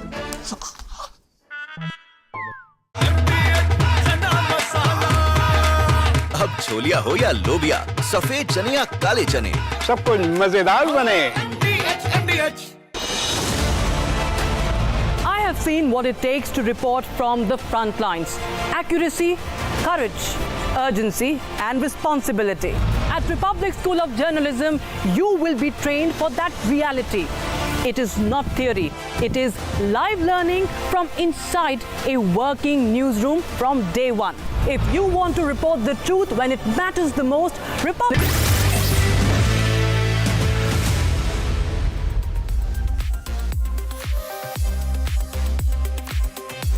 No matter what device you're on, stormy trends are breaking the internet today. Prime Minister Modi once again sent out a roaring message from his home turf in Gujarat as he was welcomed with the tricolours in the hands of those people there receiving him in the back-to-back mega road shows. Colonel Sophia Qureshi's family was also there, showering petals on the Prime Minister. We spoke to her family who got candid on the press briefing which Colonel Qureshi was part of, from who inspired Colonel Qureshi to their fierce response to the loose comments made against her. You don't want to miss this exclusive interaction, viewers. Now, the surge in COVID cases is very much worrisome. We'll get you a lowdown on the latest figures.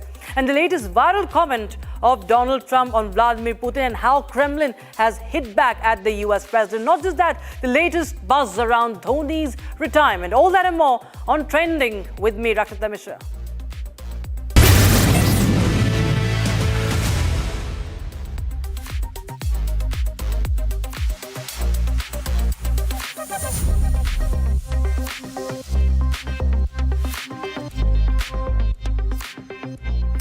Now, viewers, the Prime Minister returned to his home turf in Gujarat for the first time since Operation Sindoor. He received a warm welcome with thunderous cheers and waving tricolours in Vadodara, Lahore and Bhuj. But amid celebrations, one moment stood out. A proud family stood tall, not just as citizens, but as the bloodline of a national hero. Colonel Sophia Qureshi's family greeted the Prime Minister with flower petals, an emotional salute from the family of Colonel Qureshi, the face of Operation Sindoor and a symbol of unshakable courage and resilience. In fact, I spoke to Colonel Qureshi's sister and mother just a short while back. Listen in.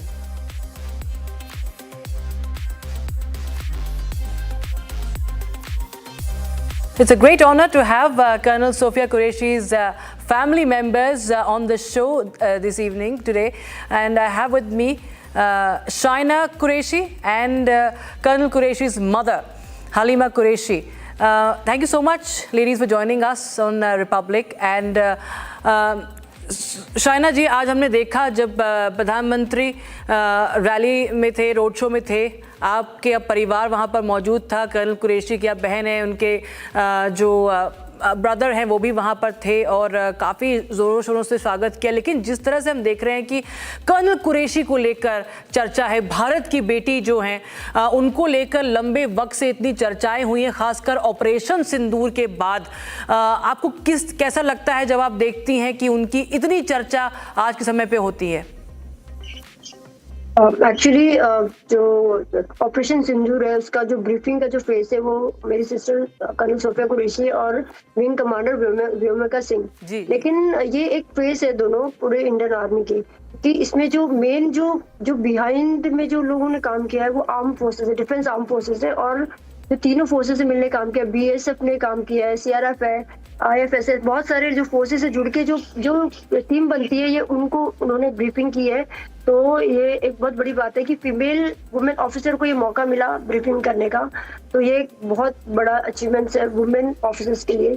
और मैं जो है वो Indian arm forces को बहुत बड़ा credit देना चाहूंगी, क्योंकि उनकी वजह से ही पॉसिबल हुआ है। क्योंकि जो बॉर्डर में होते हैं और जो एक्चुअली फ्रंट में होते हैं, वो जो मेहनत करते हैं, जो काम करते हैं, वो सारे मिलके जो एक ऑपरेशन सिंदूर हुआ है, वो पूरा का पूरा सिस्टम है, पूरा यूनिट जो वर्क करता है, जो कि प्रधानमंत्री जी के नेतृत्व में, गवर्नमेंट के नेतृत्व में बहुत ही अच्छे ढंग से अंजाम दिया गया है।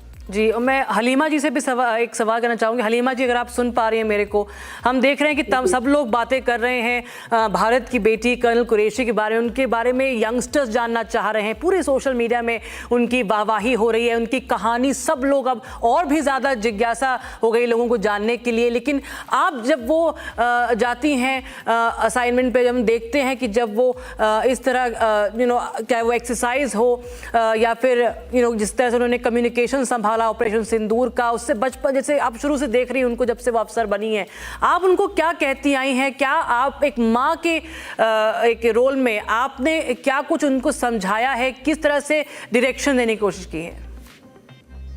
बस जब से वो आर्मी में गए थे,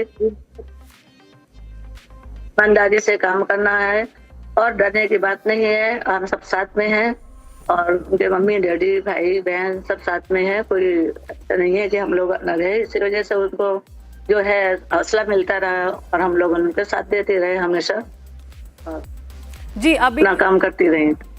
जी, हाल ही में कुछ अलग अलग तरह के बयानात हुए हैं, अलग अलग बयान आए हैं कुछ पॉलिटिशियन से, जो कि काफ़ी एक देखा जा रहा है उसकी काफ़ी निंदा भी की जा रही है। तब आप कैसे रिएक्ट करते हैं जब आप देखते हैं, जब आप सुनते हैं उस तरह की बातों को? वो तो होना था, जो हो रहा है होता तो है, लेकिन उसके लिए तुम्हें कुछ बोल नहीं सकती। बोलने वाले बोलते रहते हैं, कोई फर्क नहीं पड़ता। All right, viewers, the French first couple is stealing the spotlight, and for all the wrong reasons. French President Emmanuel Macron and wife Brigitte have lit up the internet with what seems like an undesirable slap hate as they touch down in Vietnam. A video exploding across the internet appears to show French President getting hit on the face from none other than his wife Brigitte Macron right on the runway of Vietnam. Caught on camera as French President was about to deboard the plane, the moment has social media buzzing. Now, Elysee Palace is doing damage control, first denying it, but later describing it as playful teasing, downplaying any tensions between the couple. What's this?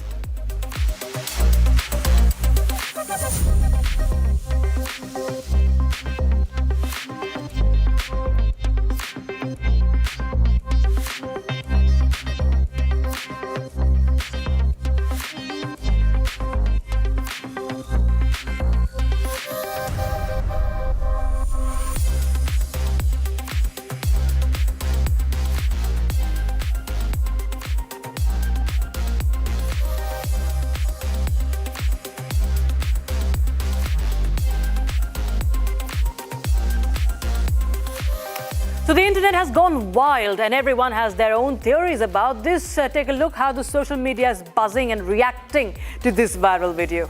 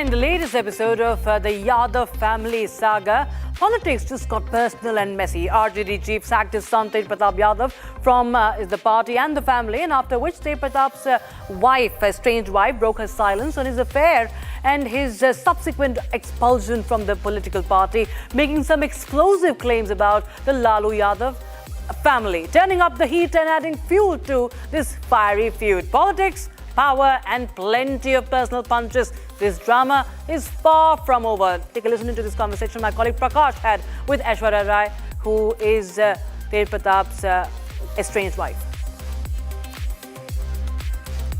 What is your first reaction, keeping in mind the fact that he's posted a social media post claiming that he's been into a relationship for this girl with this girl called Anushka Yadav for the last 12 years, and he got married with you to you in 2018? See, what I feel that these people are creating a very good drama, because in 6 months there is elections, so they are trying to hide all his acts by outscarting them of their family and party. He's not been expelled from anywhere, and they all are together and they plan everything. You are saying that it's a drama. It's a big drama. I'm sure yesterday Rabri Devi might have run to his place or wherever he's staying and wiped his tears off and say, हम तो अभी जिंदा है ना, तुमको हम कुछ नहीं होने देंगे, अभी बस शांत हो जाओ. What kind of ordeal did you face when you were there living in that residence? First they told me leave the house, then they started mentally abusing me. My foods were stopped, and then after that, when things went out of control, she threw me out in the rain. This was the first episode. Then in the second episode, she beat me up. She even grabbed my head by my hair, and she told me, कुछ भी हो जाए, अब तो तुमको हम बाहर निकाल के रहेंगे. What kind of ordeal or tough situation do you face day in and day out? How would I feel when I have to go through to court and deal with such accusations which I have not done? I feel worse than a criminal. My feelings, everything has been shattered. Every time it's like, नहीं इसी का गलती, नहीं इसी का गलती है. Were you aware of Tej Pratap's extramarital affairs as he claims? And now that we see all kinds of pictures, were you aware of all these stories? No, I was never aware of anything. I got to know through media. I was never aware of anything happening. How long you are going to fight it out? I'll fight till the end of my breath. Because I have not done anything wrong. I am not the culprit. I have not done a single thing. How do you visualize this whole social media post, and also considering the fact that he's been into multiple relationships? He's very embarrassing person. He does not understand this institution of marriage. A woman is not a toy to play with.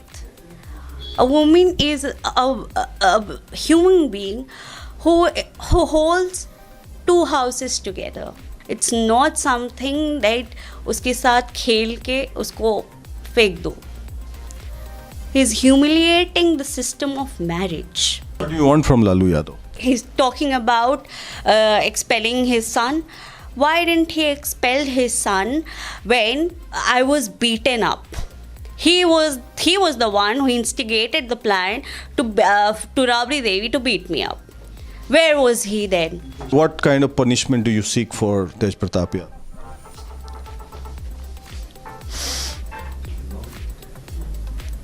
I don't know, but I have been treated as a joke.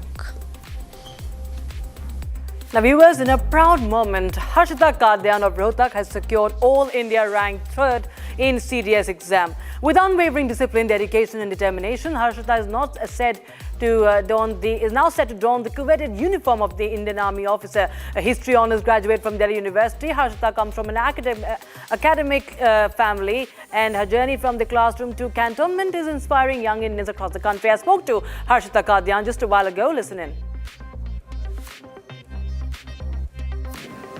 I have with me the very young 24-year-old Harshita Kadyan.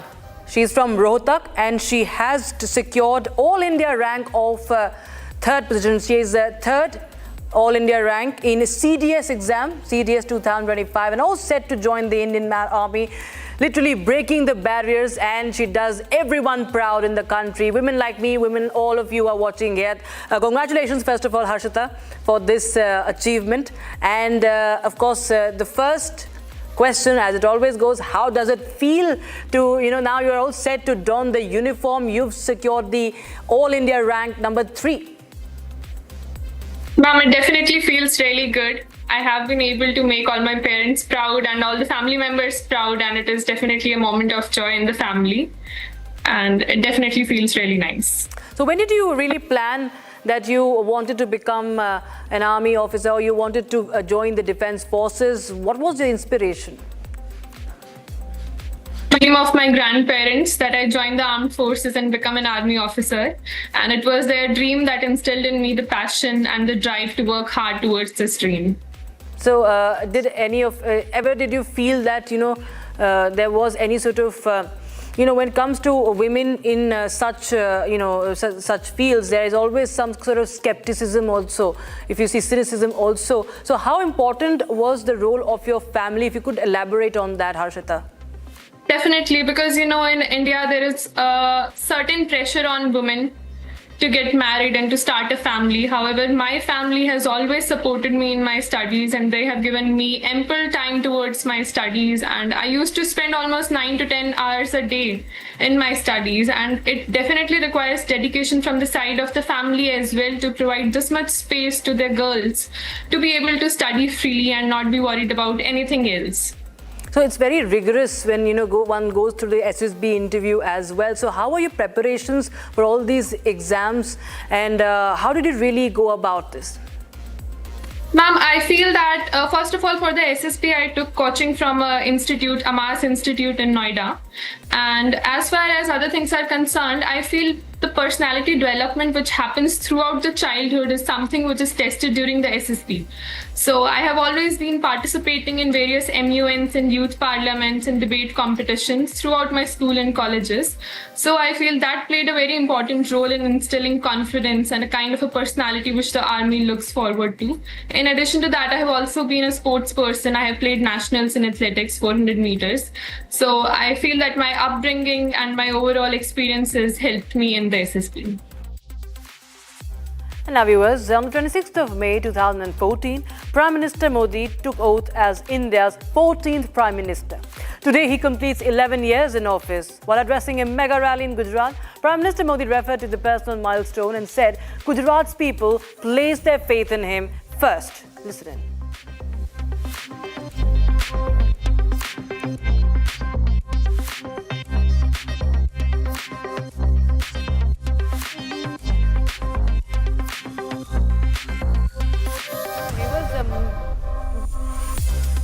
All right, we should focus to the hot trends on social media today. Mumbai is witnessing unprecedented rains resulting in waterlogging in several parts of Mumbai, from newly inaugurated Worli metro station submerged to highways turning into rivers. The financial capital is hit by the early monsoon.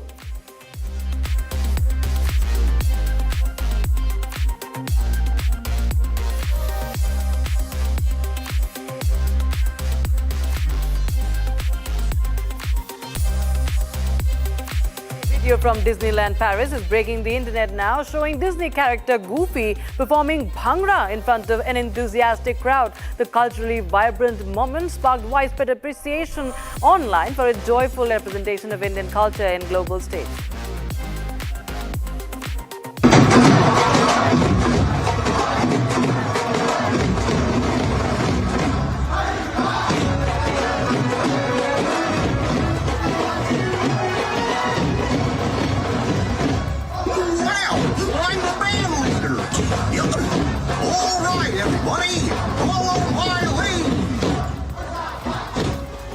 Bihar's chief minister is also making headlines for a viral video triggering widespread criticism and amusing reactions from the opposition and netizens on social media. Now in this video, Nitish Kumar is seen placing a flower pot on Additional Chief Secretary S. Siddhartha's head.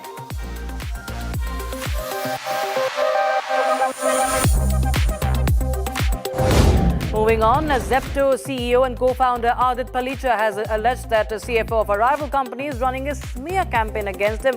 He, however, did not disclose the name of the rival, but he did share the chats. When it comes to diplomacy, US President Donald Trump never misses a headline, and this time he has tossed verbal grenade straight at the Kremlin, straight at Putin. Trump called Putin absolutely crazy by unleashing the largest aerial attack of the war on Ukraine.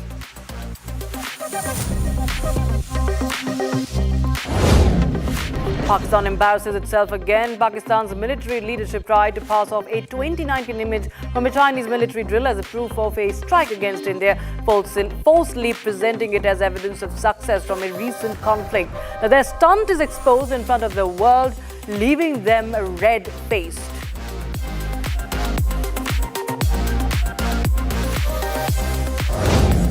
Cricketer Sourav Ganguly's brother Snehashish Ganguly and his wife Arpita had a narrow escape in Odisha after a speedboat they were in capsized in the sea. The Gangulys were on a holiday in Puri, enjoying a water sports activity on the beach when the incident took place. The viral video shows the speedboat upside down in the rough sea waters as lifeguards tried to rescue the tourists. There is a capacity of 10 seater. वहाँ 10 seater का capacity है. लेकिन कुछ पैसे के लालच में वो सिर्फ 3 जन या 4 जन को बैठा रहे थे। ये लास्ट बोट था। ऑलरेडी वहाँ पर थोड़ा सा प्रॉब्लम आया। हम पूछा भी जे देखो ये टाइड हाई टाइड हो गया है, जाना नहीं चाहिए। बोले नहीं कुछ नहीं होगा, क्योंकि वो और भारी नहीं था। उसमें 10 सीटर अगर रहता, वजन रहता तो शायद तक वो उठ के ऐसे बम्प हो सकता था। और वो पूरा ऐसे पलटा, पूरा हम लोग के ऊपर बोट आ गया। तो हम लोग बच भी नहीं पाते अगर इन लोग लाइफ गार्ड लोग दौड़ के नहीं जाते। कम से कम 15-20 जन आदमी गए, उसी में से एक लाइफ गार्ड मेरे पैर पकड़ के नीचे आया। And now moving on to the big health story, the health scare of COVID. The cases are on the rise again across India. Over 1,000 infections have been reported so far, with 752 new cases confirmed recently. Now, Delhi is back in the spotlight, contributing significantly to the surge. 99 new cases in just the past 1 week, and 104 active cases overall, sparking fresh concerns of a possible outbreak. Now, Kerala is also leading the tally with over 430 active cases, followed by Maharashtra with 209 cases, Delhi with 104, Gujarat 83, Karnataka 47, Uttar Pradesh at 15, and West Bengal reporting 12 cases till now.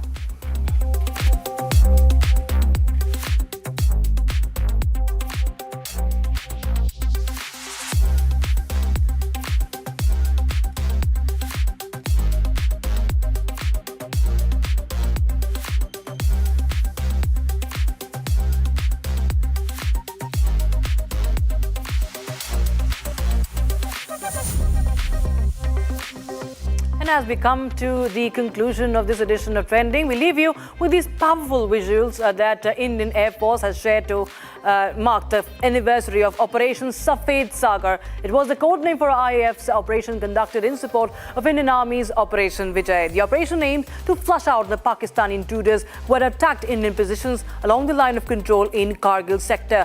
Watch this as we say goodbye.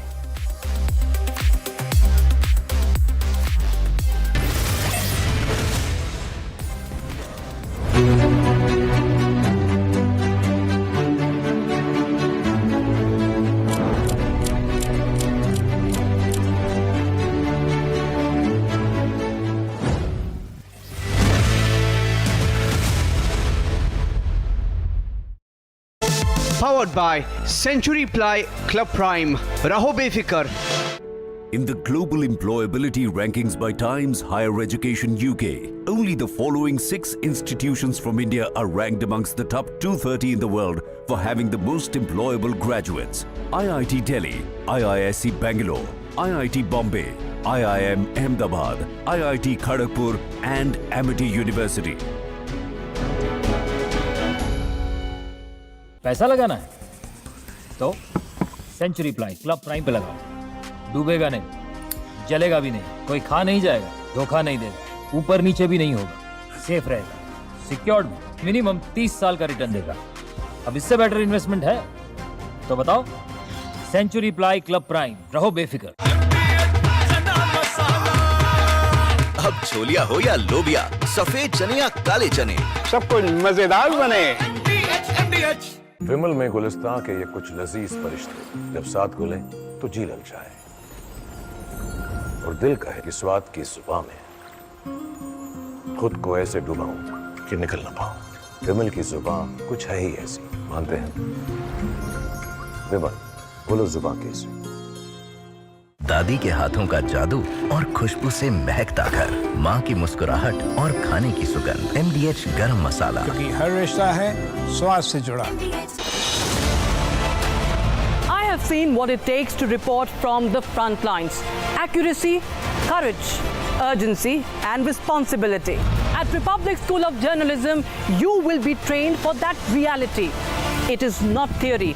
It is live learning from inside a working newsroom from day one. If you want to report the truth when it matters the most, Republic School of Journalism is where you begin. Course begins on the 30th of June. Apply now.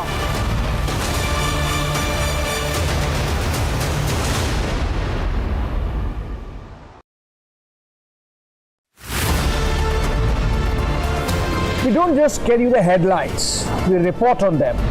We get information from the highest level of sources. We get you news from the men in uniform, from those on the front. At Republic School of Journalism, You will learn how real reporting is done on the ground and in real time. The RSG Diploma course begins on June 30th. If you want to lead this story, start here.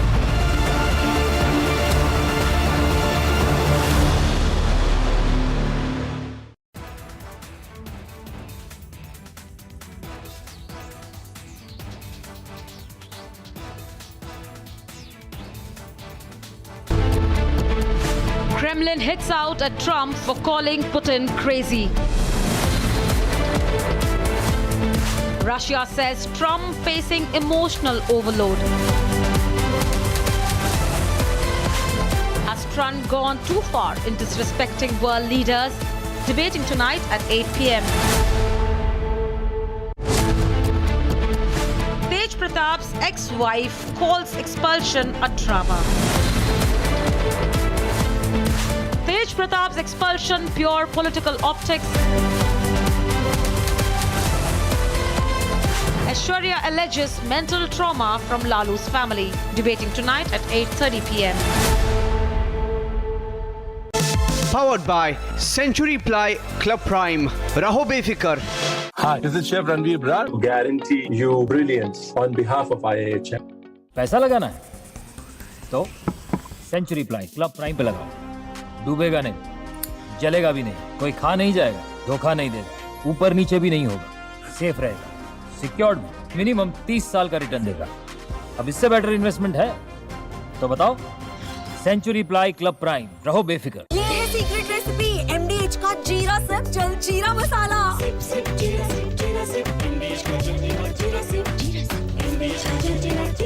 विमल में गुलिस्तां की ये कुछ लजीज फरिश्ते जब साथ घुले तो जी ललचाए और दिल कहे कि स्वाद की इस जुबां में खुद को ऐसा डुबाऊं कि निकल ना पाऊं। विमल की जुबान कुछ है ही ऐसी, मानते हैं ना? विमल, बोलो जुबां केसरी। आधे बाउल दही में 4 चम्मच MDH चटनी पुदीना मसाला डाला, स्टर करो, पुदीना चटनी तैयार। MDH चटनी पुदीना मसाला। MDH। Mahi sir, how much do you love your fans? Honestly, I love my new fans. पुराने वाले बेकार में शोर करते। तो फैंस हैं, शोर तो करेंगे ही ना। नए वाले नहीं करते। And they listen to what I say. The new generation Orient BLDC fans. Super silent performance with voice control. Silly me, I thought. Cricket fans. I have seen it, what it takes to report from the front lines. Accuracy, urgency, courage, responsibilities.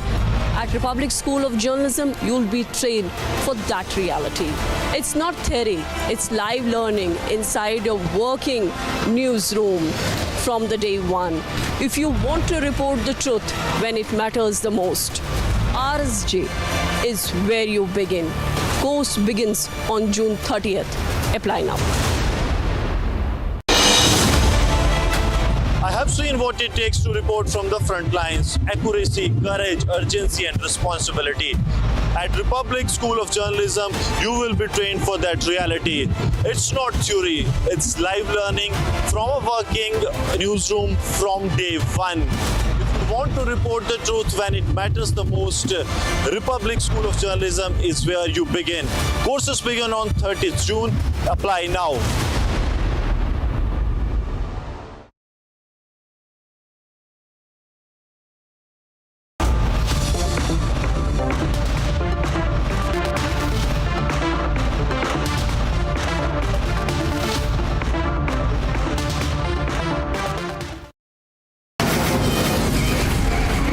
From the Republic Media Network headquarters, it's time for Arnab Goswami on the debate.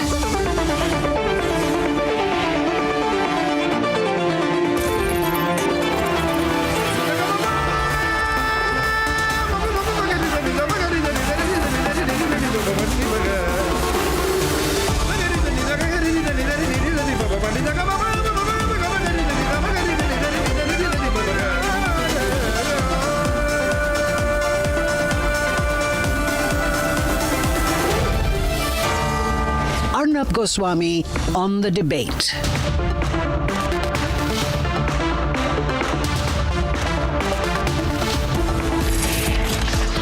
On the show tonight, it's Trump versus Putin.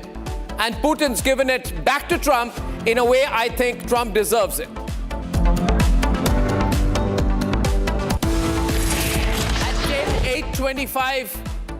At 8:25 tonight, the Lalu Prasad family drama, we have Tej Pratap's past ex-wife who's going to come and talk about all the trauma she was made to go through. And at 9 o'clock tonight, exclusive details of what Jaishankar told the Parliamentary Committee today and why I believe he's right when he says you question the government, you're effectively questioning the army.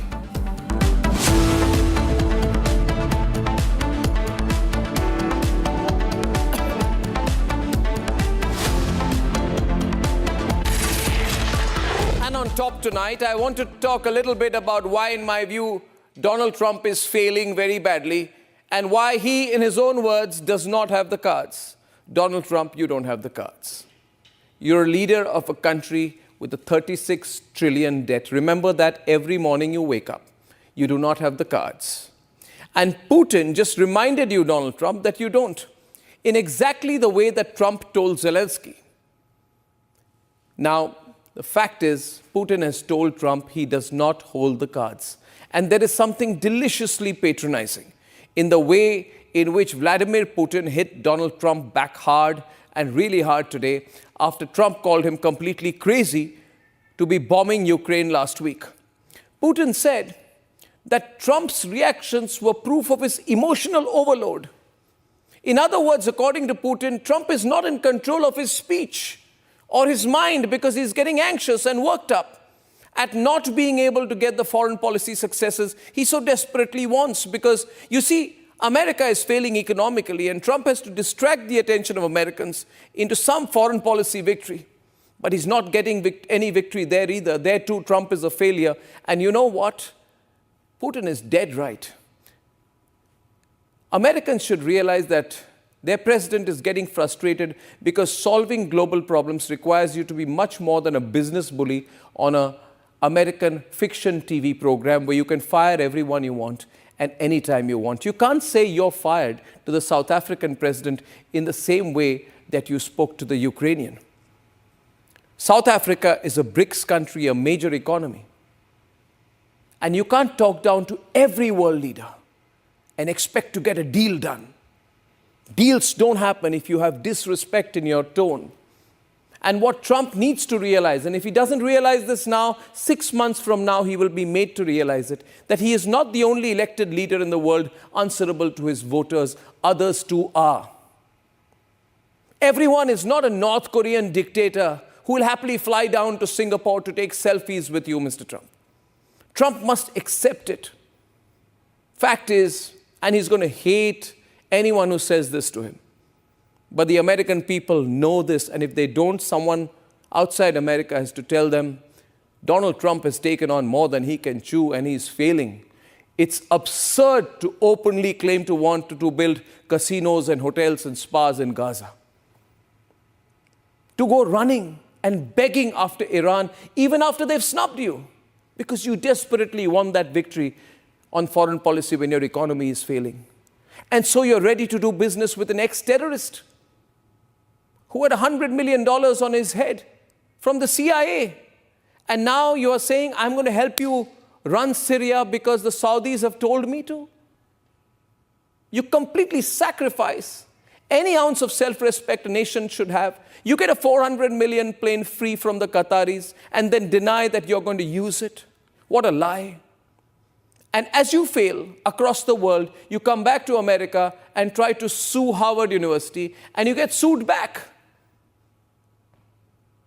Just imagine the mess that Donald Trump is in. He claims he ordered the India-Pakistan ceasefire only to keep utterly quiet after being publicly contradicted by the Indian government.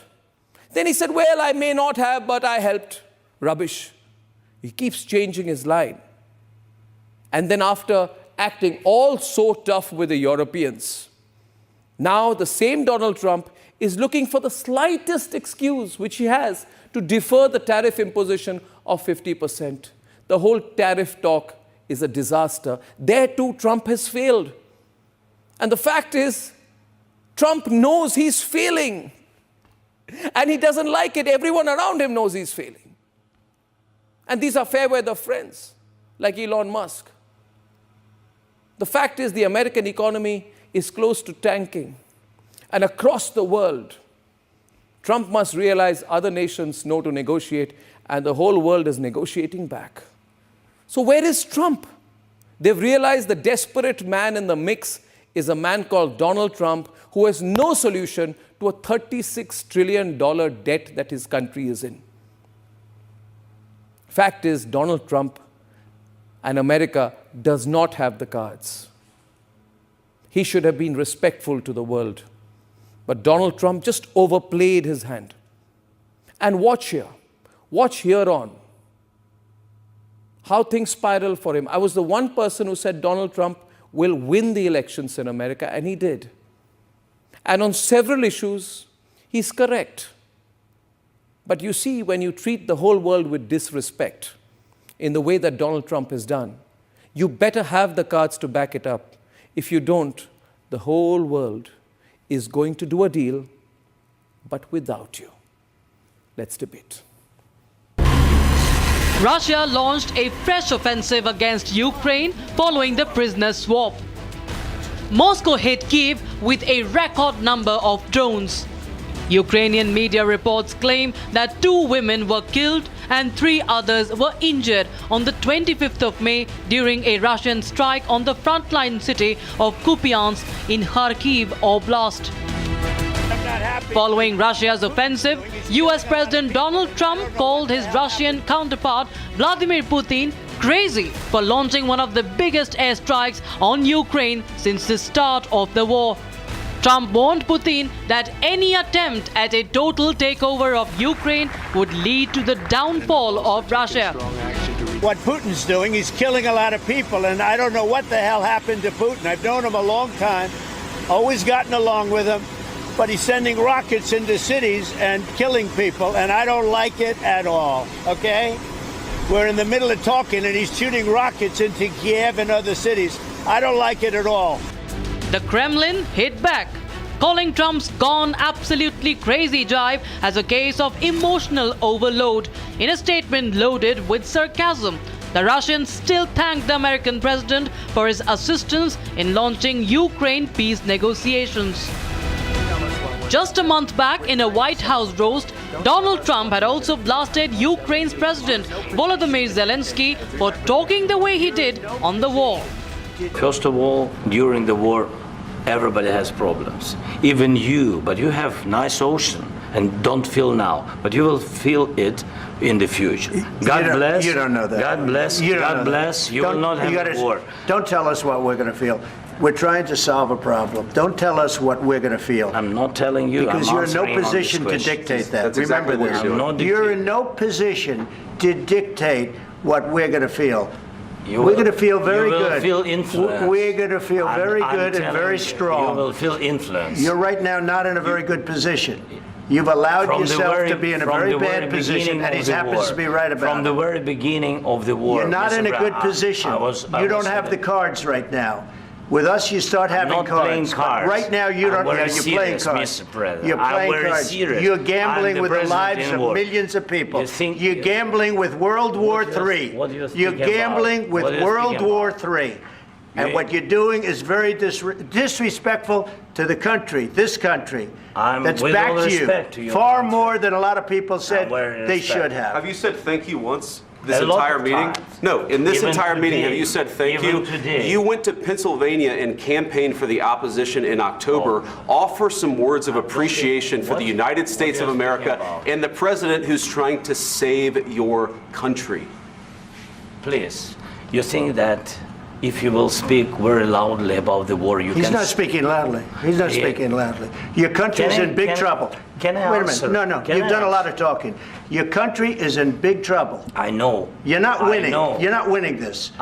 You have a damn good chance of coming out okay because of us. Mr. President, we are staying in our country staying strong from the very beginning of the war. We've been alone, and we are thankful. I said thanks you haven't in been this alone. cabinet, You and haven't not been only alone. in this cabinet. We gave you, through this stupid president, $350 billion. You voted we gave for you your military equipment, and your voted men for are your brave, president. but they had to use our military. What about if you didn't have our military equipment, if you didn't have our military equipment, this war would have been over in 2 weeks. In 3 days, I heard it from Putin. In 3 days. Find it out in the American. In fact, it has become a White House ritual. From making snarky remarks on Keir Starmer of UK, to chiding Emmanuel Macron of France, to schooling South Africa's Cyril Ramaphosa just a couple of days back. Has Trump gone too far in disrespecting world leaders?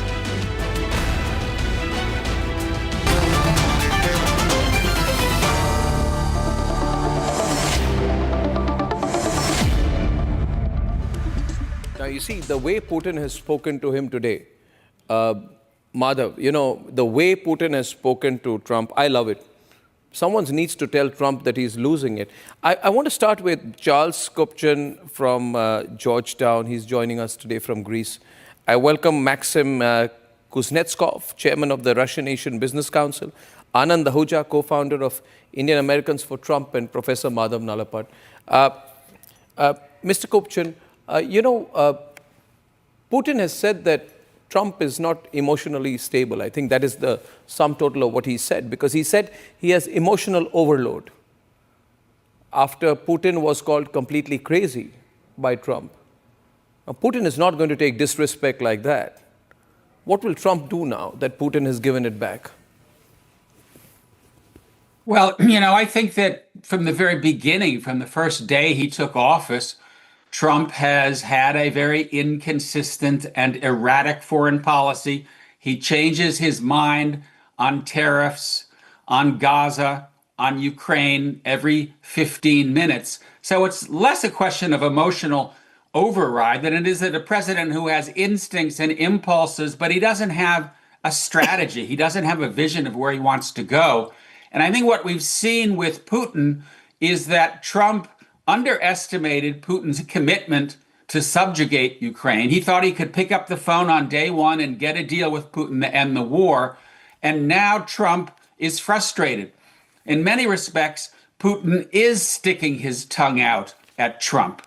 He is carrying out the highest level of attacks on Kyiv, ballistic missiles, drones, that we've seen since the beginning of the war. And he's making Trump look bad. And Trump doesn't like to look bad, and he's angry. And that's why you've seen over the last 24 hours this exchange of words. And I think the end result will be that Trump changes his position and that he ultimately decides then he will also to lose increase his sanctions face against Russia and to send more arms to Ukraine.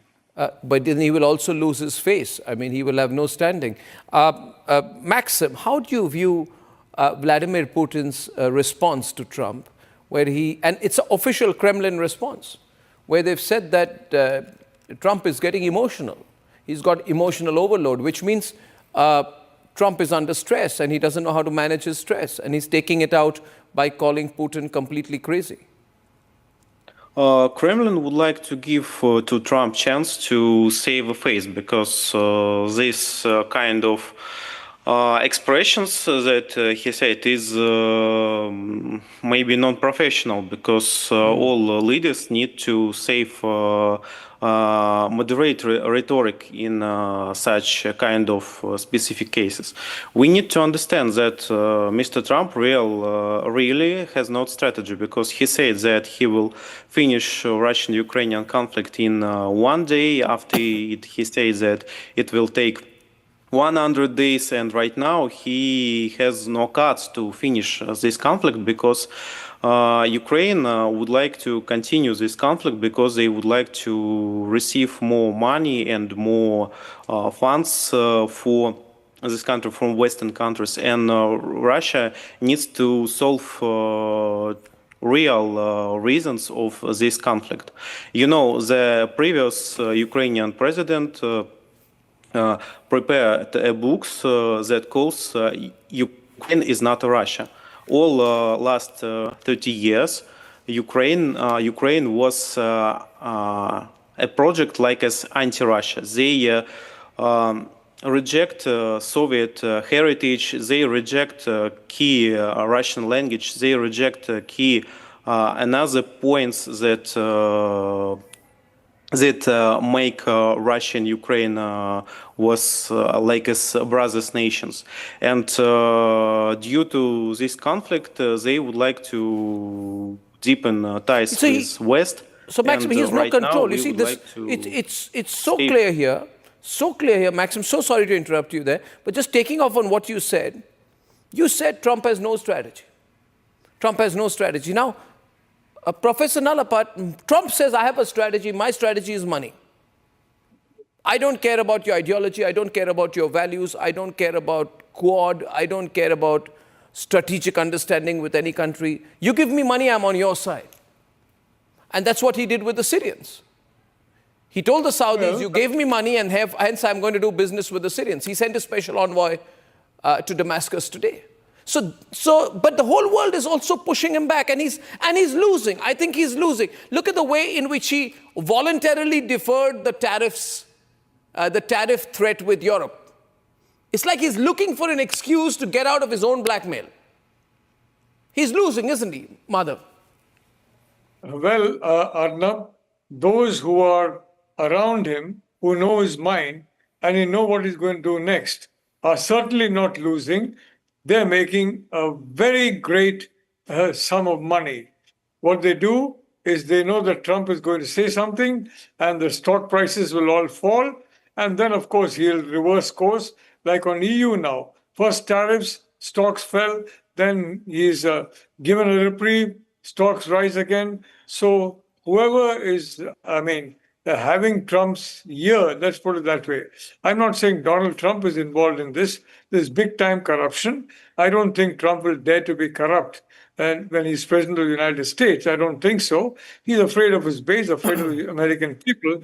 But there are people around him, whisperers in his ear, who are basically telling him, yes, do this, do that. And calling, Putin, he's got the largest nuclear the capability in the whole world. And you basically say that this man is crazy. And if he were crazy, he has been in power for about now 25 years. No, you say he said completely crazy. He said in his tweet, he said he's completely crazy. Well, all I can say, Arnab, is that Trump is obviously being told by somebody, you can have a 2022 April solution for Ukraine with the status quo. Now, the point is, first, that's not going to be acceptable to Zelensky. Zelensky is surviving on the basis of Western support. And may I tell you, he's buying it now from the US. He's buying weapons by selling rare earths to them and by basically mortgaging his entire country. And as for Trump, as you correctly said, he doesn't look beyond dollars. For him, everything is dollars. And the result is that, he's not a reliable partner anymore for countries. In the Indo-Pacific, whose side is he taking? We don't know. We don't know anything about him. Frankly, it's a scary kind of situation. But if he's going to get a 2022 solution, it will not come because Putin has gone. That he offered in April 2022, it was good. Biden refused it very foolishly, in my view, very foolishly. But unless Putin goes for jugular, he's finished in Russia. And as for Zelensky, the problem with him being a partner in peace, if he goes for anything except carry on this war, which, by the way, is very profitable for the Ukrainian mafia. They sell weapons and, most of the money that's given to them in the form of money, they use it for other purposes. The mafia is very active in narcotics. They've allowed China to come all over the place. Yeah. All over the place. So very frankly, Arnab, I'm sorry to say, I think Donald Trump needs somebody who knows geopolitics around him, who whispers in his ear, because it's clear all these guys are looking at is dollar signs. And if you look at dollar signs, the only you'll feel in your geopolitics and you'll destroy your country. Well, American economy is in such a bad shape. Anand Ahuja, you're a Republican, you're co-founder of Indian Americans for Trump, you're a Trump supporter. Would you not see the writing on the wall with a $36 trillion debt? You know, so much in debt, being rude to the whole world, failing on the global front. And it is America that had to pull back from its own threats with China. It is America which had to pull back from its own threats with Europe. Nobody is listening to Trump. He just puts out these tweets on messages on Truth Social. Everybody laughs at them every morning. Around the world, all Trump gets is a good laugh. But I'm sorry, I'm saying it seriously. Nobody's taking him seriously anymore. Nobody's taking him seriously anymore. Certainly not here in India. Arnab, with due respect, whatever you said in your monologue and whatever you just said right now, I don't agree with you even on a single point. With respect to Trump's foreign policy, one of your panelists said that Trump does not have a clear foreign policy. I don't agree with that. Maxim said that. Maxim from Moscow. The fact is that Trump has one very crystal clear foreign policy, that no more killing of innocent people in the world. Trump actually has no business. America does not have any business. Let Ukrainian soldiers die. Let Russian soldiers die. We don't have any business to go there. The very fact Trump has taken some initiative because Trump does not want innocent people being killed in that particular war. Americans are not being killed. There are only two world leaders, in Modi or Trump, who can bring these two leaders to a negotiating table to end this war. Somehow, at least Trump is making an effort. You should appreciate that. So far, Modi has not taken any initiative to bring these two leaders to the negotiating table. Coming back to your question, USA has lost its prestige in the world. In fact, during Biden time, USA had absolutely no respect in the world. At least when Trump has come, foreign investment is coming to United States. Trump's recent visit to Middle East, he brought trillions of dollars in investment to United States. Trump is being recognized at least where the USA has regained its position now. Now coming back to Trump is probably the only leader in this country who has realized that these useless wars have absolutely not benefited anyone. I don't think it requires anyone to be a genius to realize that. Just 1 minute. See, Anand, I have one specific point. Anand, one point to you. Your situation is so bad that all the money that the Saudis have promised and the world has promised is only equal to 60 days of debt. In 60 days, you are amassing $6.5 to $7 billion in debt every day. All the money the Saudis have promised you will be consumed in additional debt over 70 days. So what I'm saying is, Anand, all I'm saying is the Americans need the help of the world. But with such a disrespectful attitude, you can't talk to Putin like that. You can't talk about India like that. You can't do that. Please. You can't do that. Trump policy is carrot and stick. Trump can be very harsh. Trump can be very soft. People know that. There's no suspense. People know the moment Trump issues a threat that he's going to backtrack. It's known. Ask Maxim. There's no carrot and stick. You show the stick, people know you're hiding a carrot behind you. So nobody's taking it seriously. Arnab, with due respect, genocide of Hindus in Jammu and Kashmir, which Indian leader has taken the stand the way Trump has taken a stand against the African president? No. 1 minute. I'm very happy for that. It's good he's done that, but he's done that for political reasons. Arnab, do you have any leader in India who could have taken or who has taken that kind of stand I'm sorry, Anand. I know, Anand. Trump has taken a stand against the president of Africa. Anand, a man who does not know how many years India has been independent for and who says the Kashmir problem is a 1,000-year-old problem has no knowledge about my country's history, politics or past. We are not talking about Trump. Now you are bringing a Trump's policy on Kashmir. No, I'm saying he buys the disrespect. Okay, let Maxim respond. Okay, Anand, I'm not about views. I'm saying the disrespect. Maxim, you can't talk to people like that, whether it's Putin, whether it's any other world leader. Maxim, you want to respond to Anand there? So, it is really disrespectful to call Russian president so Trump's called. I think that right now, as you know, United States reduces military presence both in Eastern Europe and both in Eastern Asia.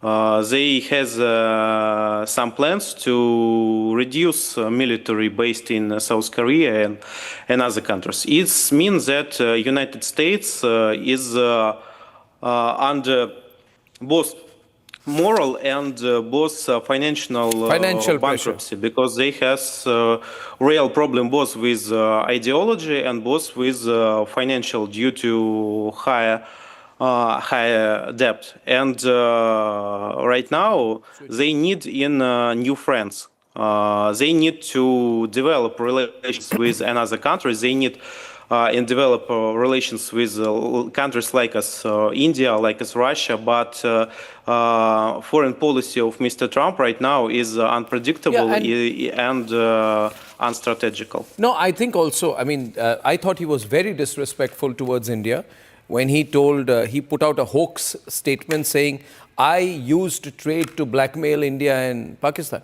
I mean, this is, the Ministry of External Affairs clearly said there is no issue of trade. You want to make a statement to your own constituency, but you must be accurate to facts. And then after we contradicted him, there's no counter. There's no counter either. So, Madhav, we are in a serious situation here. I think there's a fair amount of cynicism in India about Trump now. That's building up, especially last couple of weeks. You're muted, Madhav. I'd like to say that our dear President Trump, he wants to fight a war with candy, in which basically you throw candy and chocolates and flowers at each other, and then it will be solved. Now, very frankly, what's he talking about India? I mean, our American guest, with all due respect, Prime Minister Modi has been very forthright on every issue. He was very forthright, for example, in Pahalgam. And what did dear Mr. Trump do? The great anti-terror man, the great man who would have finished off ISIS and Al-Qaeda. First of all, the Doha Accord, on the basis of which Biden withdrew from Afghanistan, was signed by the Secretary of State under Trump, not Secretary of State under Biden. And Biden used that fig leaf to hurriedly withdraw, which was a disaster for the United States. And the second thing is 1 trillion. Look, you don't get $1 trillion in the newspaper on the same headline every day.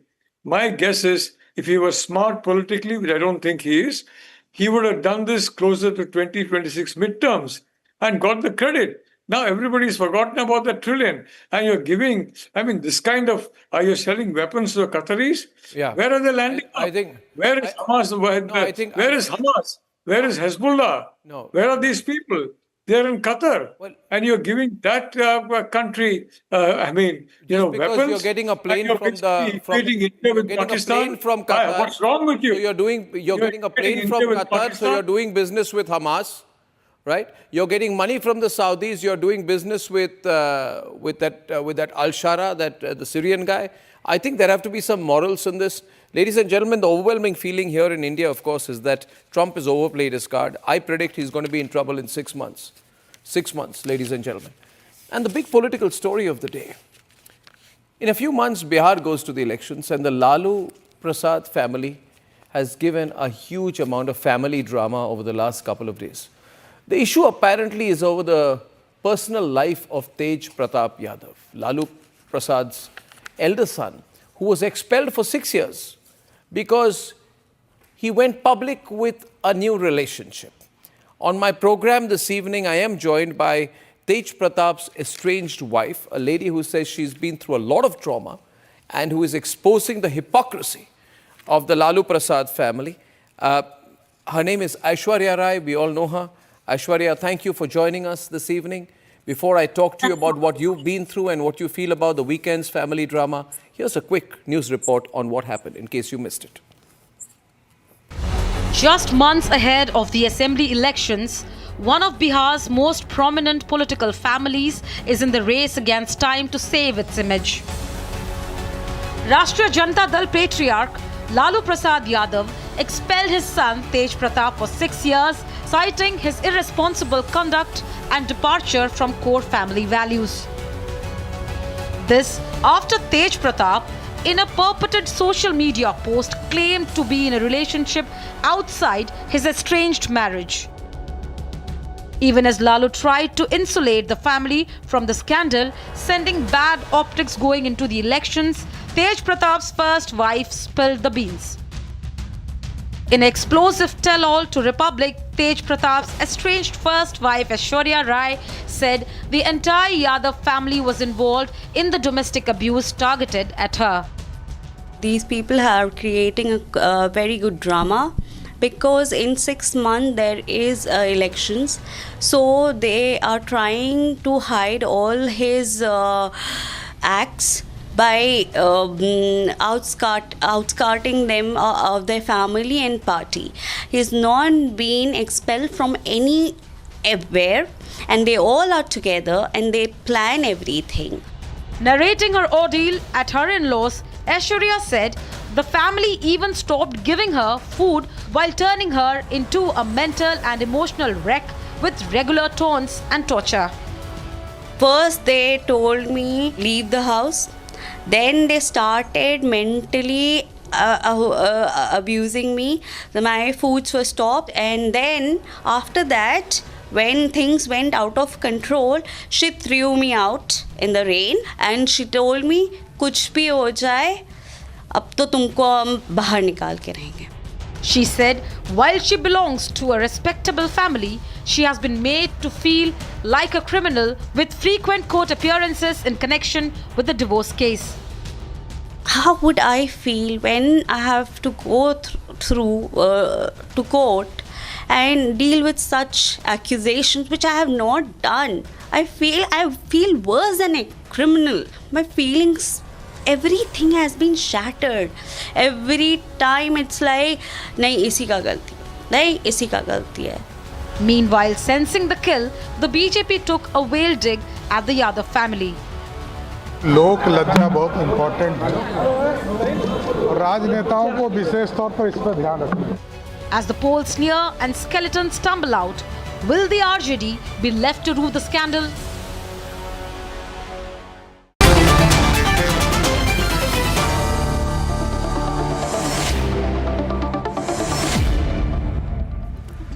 Aishwarya, in the period that you were in Lalu's house, Lalu Prasad's house, you say that you were beaten, you were denied food, and you were tortured. I want you to tell us how you were beaten, denied food, and tortured, as much detail as you want to share. I think people should know. They started with a good drama they created that the maid, first what they did, that the maid have run off.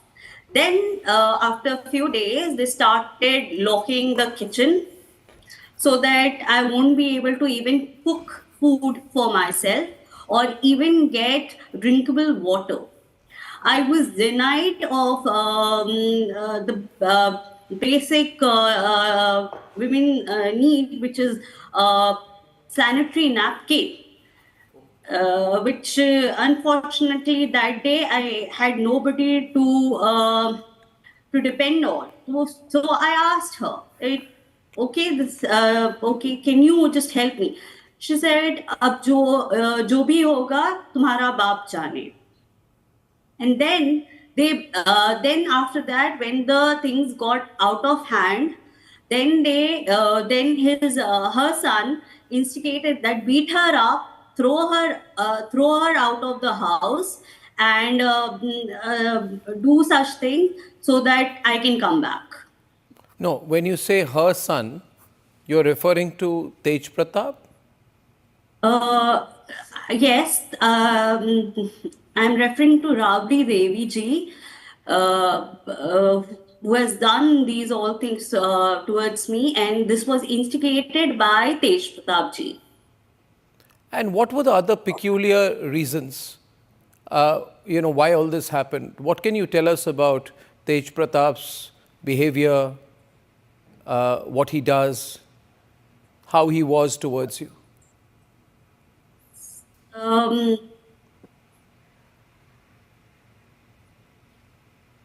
I don't want to talk about these things when he is doing such of things in public. I don't want to go back and look at that picture, what he was with me, or what scenarios was created by them at that moment. Today, they have humiliated me and traumatized me. But now you see, Lalu says that he stands for values. He stands for family values, family traditions. And to uphold family values and traditions, he is expelling Tej Pratap from the party, because he does not like these videos that he put out of Tej Pratap with another woman. So you've seen these videos, of course. So what are your thoughts on the video and the response of the Lalu Prasad family to that? These videos have exposed his wrongdoings, and the step which Lalu Prasad Yadav ji has taken is just to whitewash his image. And this is a whole drama they are creating, because elections are in 6 months.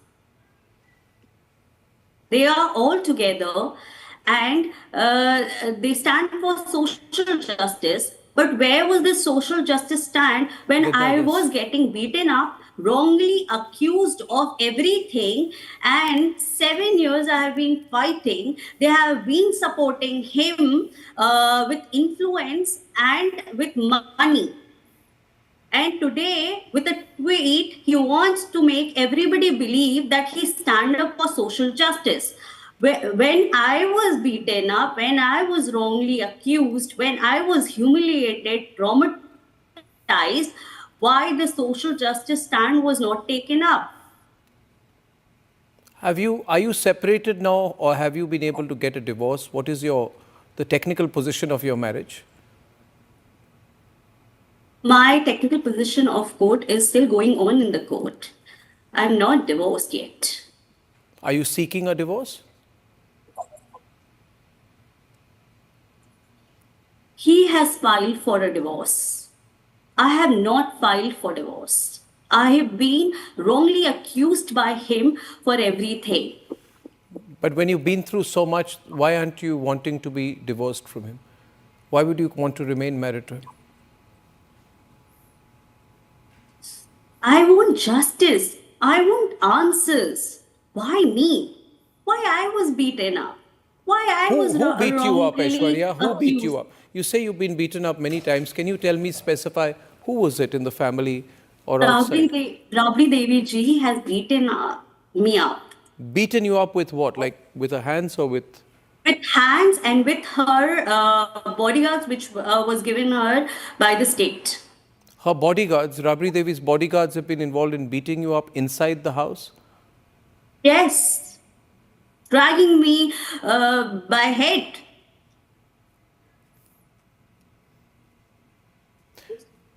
Now, would you just mind waiting for a minute? I just want to get some other panelists on. Aishwarya, if you don't mind, I want to get some others. People are very concerned about what you've been through. Satya, this is really shocking.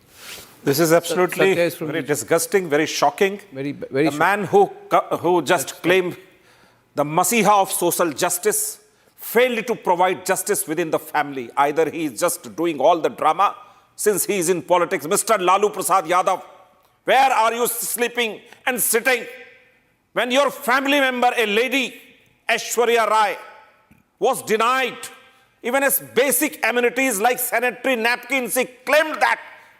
She said so.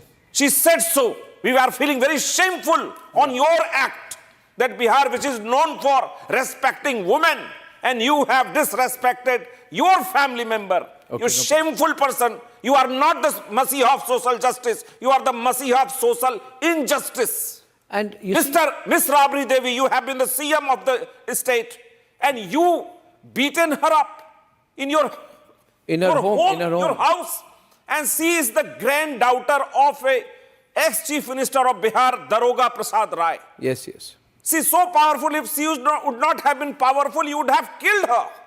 I don't have any doubt regarding this family, Mr. Lalu Prasad.